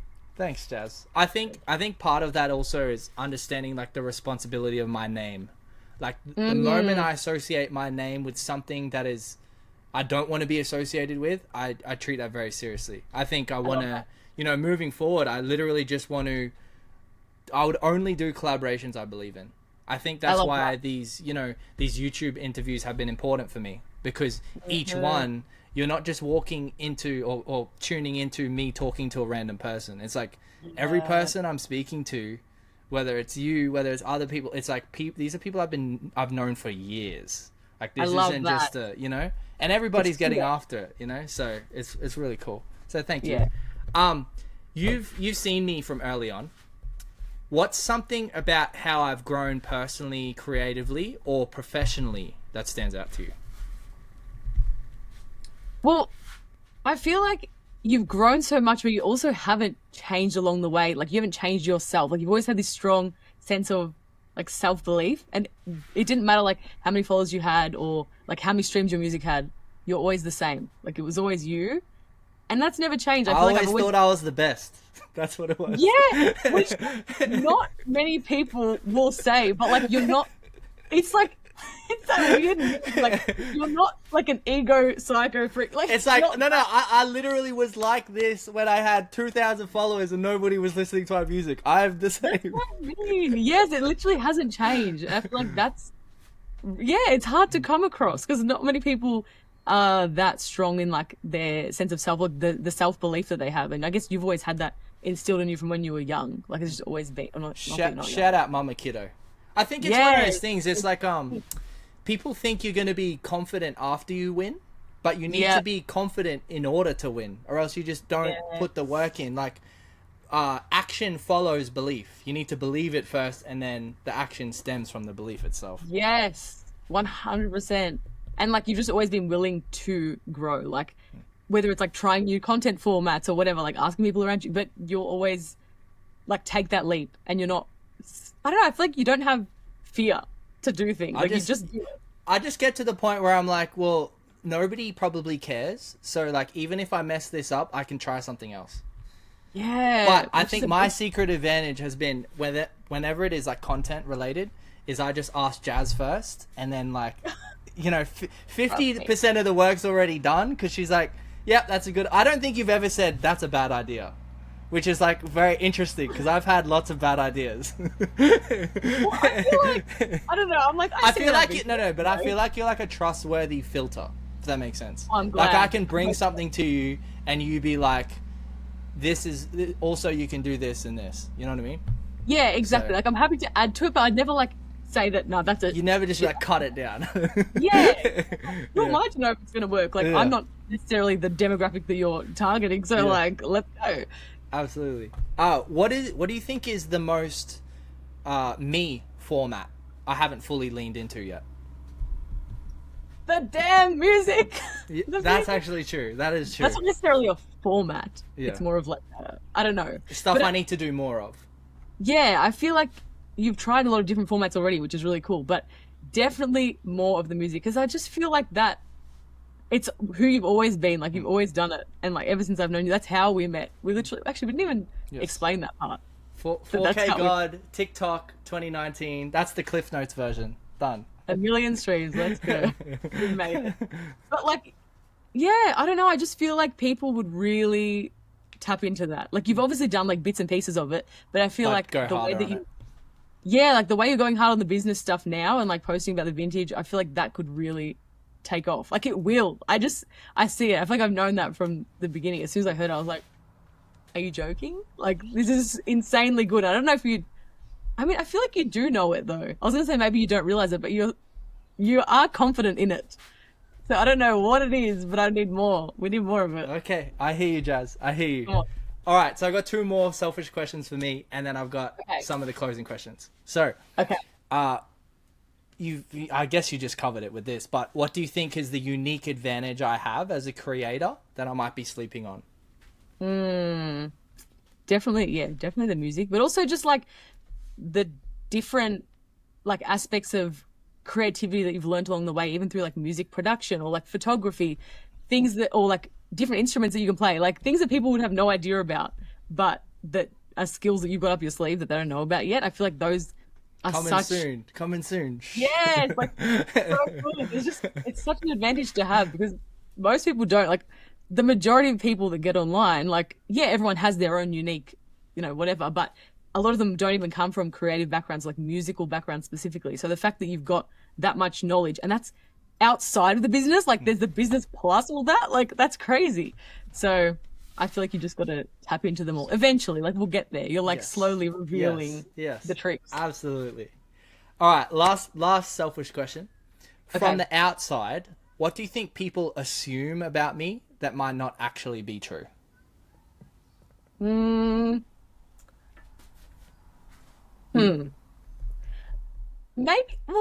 I don't know. I feel like You can just say it straight. Don't worry about filtering yourself. This will be fun. No. I'm just thinking, like, I feel like there's this thing about like rappers, and it is very specific like idea of like who you are. But I think you're so different to that. Like, even though yes, that's what you do and like you're a hip hop artist, but I feel like you also have this almost like zen about you. Like you're this very calming presence, which is why I feel like whenever I talk to you, it's just very like calm. Like if I'm freaking out about something, literally I'll like talk to you about it. And I'm like, you just have this wise approach and like a wise perspective on life.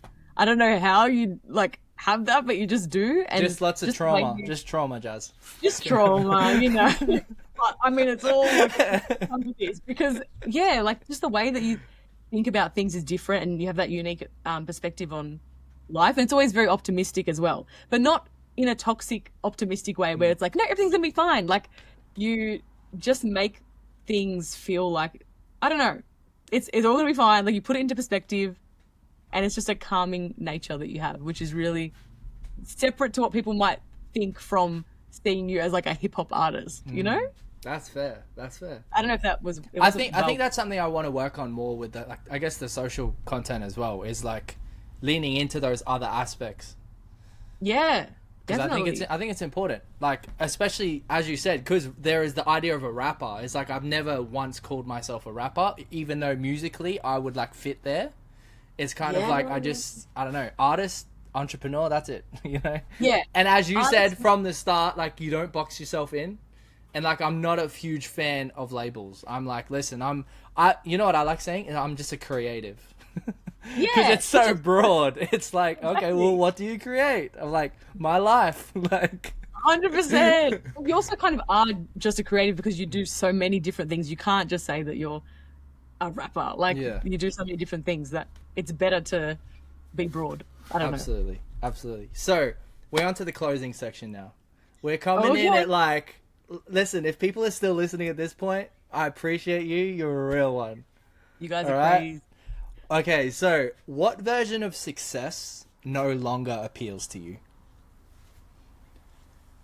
Oh, I want to say like numbers, just in terms of like social media, the algorithm, like all those things. I feel like it's not that it doesn't appeal to me. It's still like, it's one of those things that's ingrained in you, especially as a creator. Like, that's often how you put value on what you've done. But a lot of the time, that ends up just putting you into a really bad headspace and like a downward spiral. And so that's why I'm trying to disconnect myself from that. Like, knowing that as a creator, you have so much more worth because you're a creative. Like, that's what comes first and foremost. Like, regardless of the numbers, regardless of anything, like, creativity is subjective.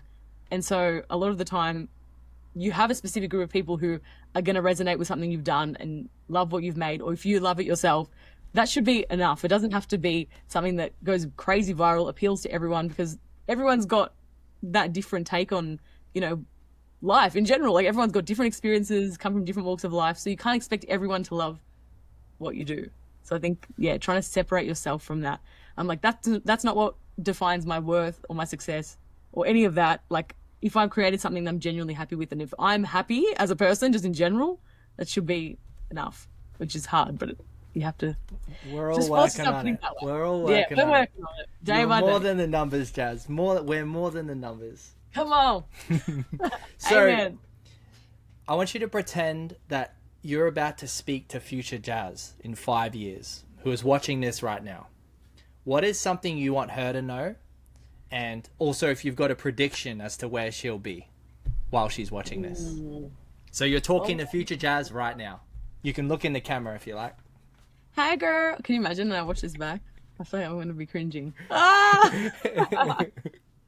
Well, What's something you want her to know? just like, I feel like it would be the same thing that I now would have wanted to know from like my past self, like 5 years ago as well.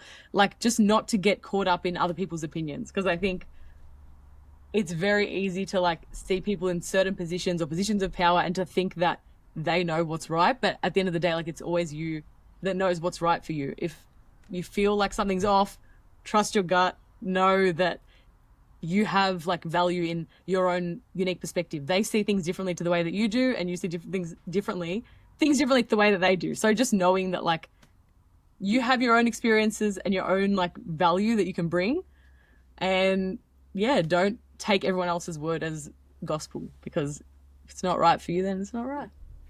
And do you have a prediction as to where she'll be? Prediction? 5 years. Where's future Well, Jazz? God, that is, how old will I be? 31. That's crazy. I feel like, I hope it's still in this space, in the sense that like I want to be somewhere in media, but like I want to have like bigger positive impact. I think like it's one thing to be able to reach people online, but I also really want to create more like beyond that and bigger projects, whether that's, you know, through different art forms, or like more through the podcast or through like writing, things like that. So just to, yeah, create more that's outside of socials and also in the world of dance, I really want to just get out there more. Like I want to be able to create spaces where people feel really included, and like just fun, like energetic spaces that might not have to, like, they don't have to be online. They don't have to be like these virtual things. I just want it to be like real life connection as well as all of this, like bit of both, balance. Yeah. So we both have no idea who's going to watch this in the future. What are some things you would love help with? Maybe an opportunity or even an introduction to somebody specific. I feel like you asked this with a specific person in mind. I feel like you know who I'm going to say. I was gonna. Oh no, I'm not going to say her because that's just the basic answer. No, no, no, no. You can think. you can say her name and somebody else's name. Guys, my obsession with Kaylani. It's cooked. So No, but Jazz wants an introduction to Kaylani. So if anybody can like make that happen, like maybe like a VIP meet and greet behind the scenes, and if somebody can just like film Jazz meeting Kaylani to see her like fan out, that would be amazing. make sure you get me that content, guys, because that's always what we need. But no, oof. So I something don't know. something you'd love help with, even basic, big, whatever you think. What would I love help with? I feel like because I have such a passion for like film and just like creativity and like directing and all the things, something in that space, whether it was like a short film or like creating Netflix. something. Netflix. Hi Netflix, hi Disney Plus. Calling it From now. there. I'm calling Netflix right now. Oh my God. Just, yeah, like to create some kind of show or series or something along those lines where like I can have that creative control to make something bigger than socials and just something like, I don't know, a bit more high production. I feel like it would be sick. Absolutely. And Maybe that Jazz, helps. lastly, where can people find you and support you? Jasminetxo on Instagram and TikTok. Is that all I have? And YouTube and Facebook. I actually post on Facebook now. Wow. So yeah, there we go. Awesome. Jasminetxo. Jazz, thank you very much for taking the time to talk today. Absolute Thank you. great conversation. A monster conversation. Probably the longest I've done so far, but honestly, so much game in this one. So thank you very much for taking So the time. good. Thanks for having me.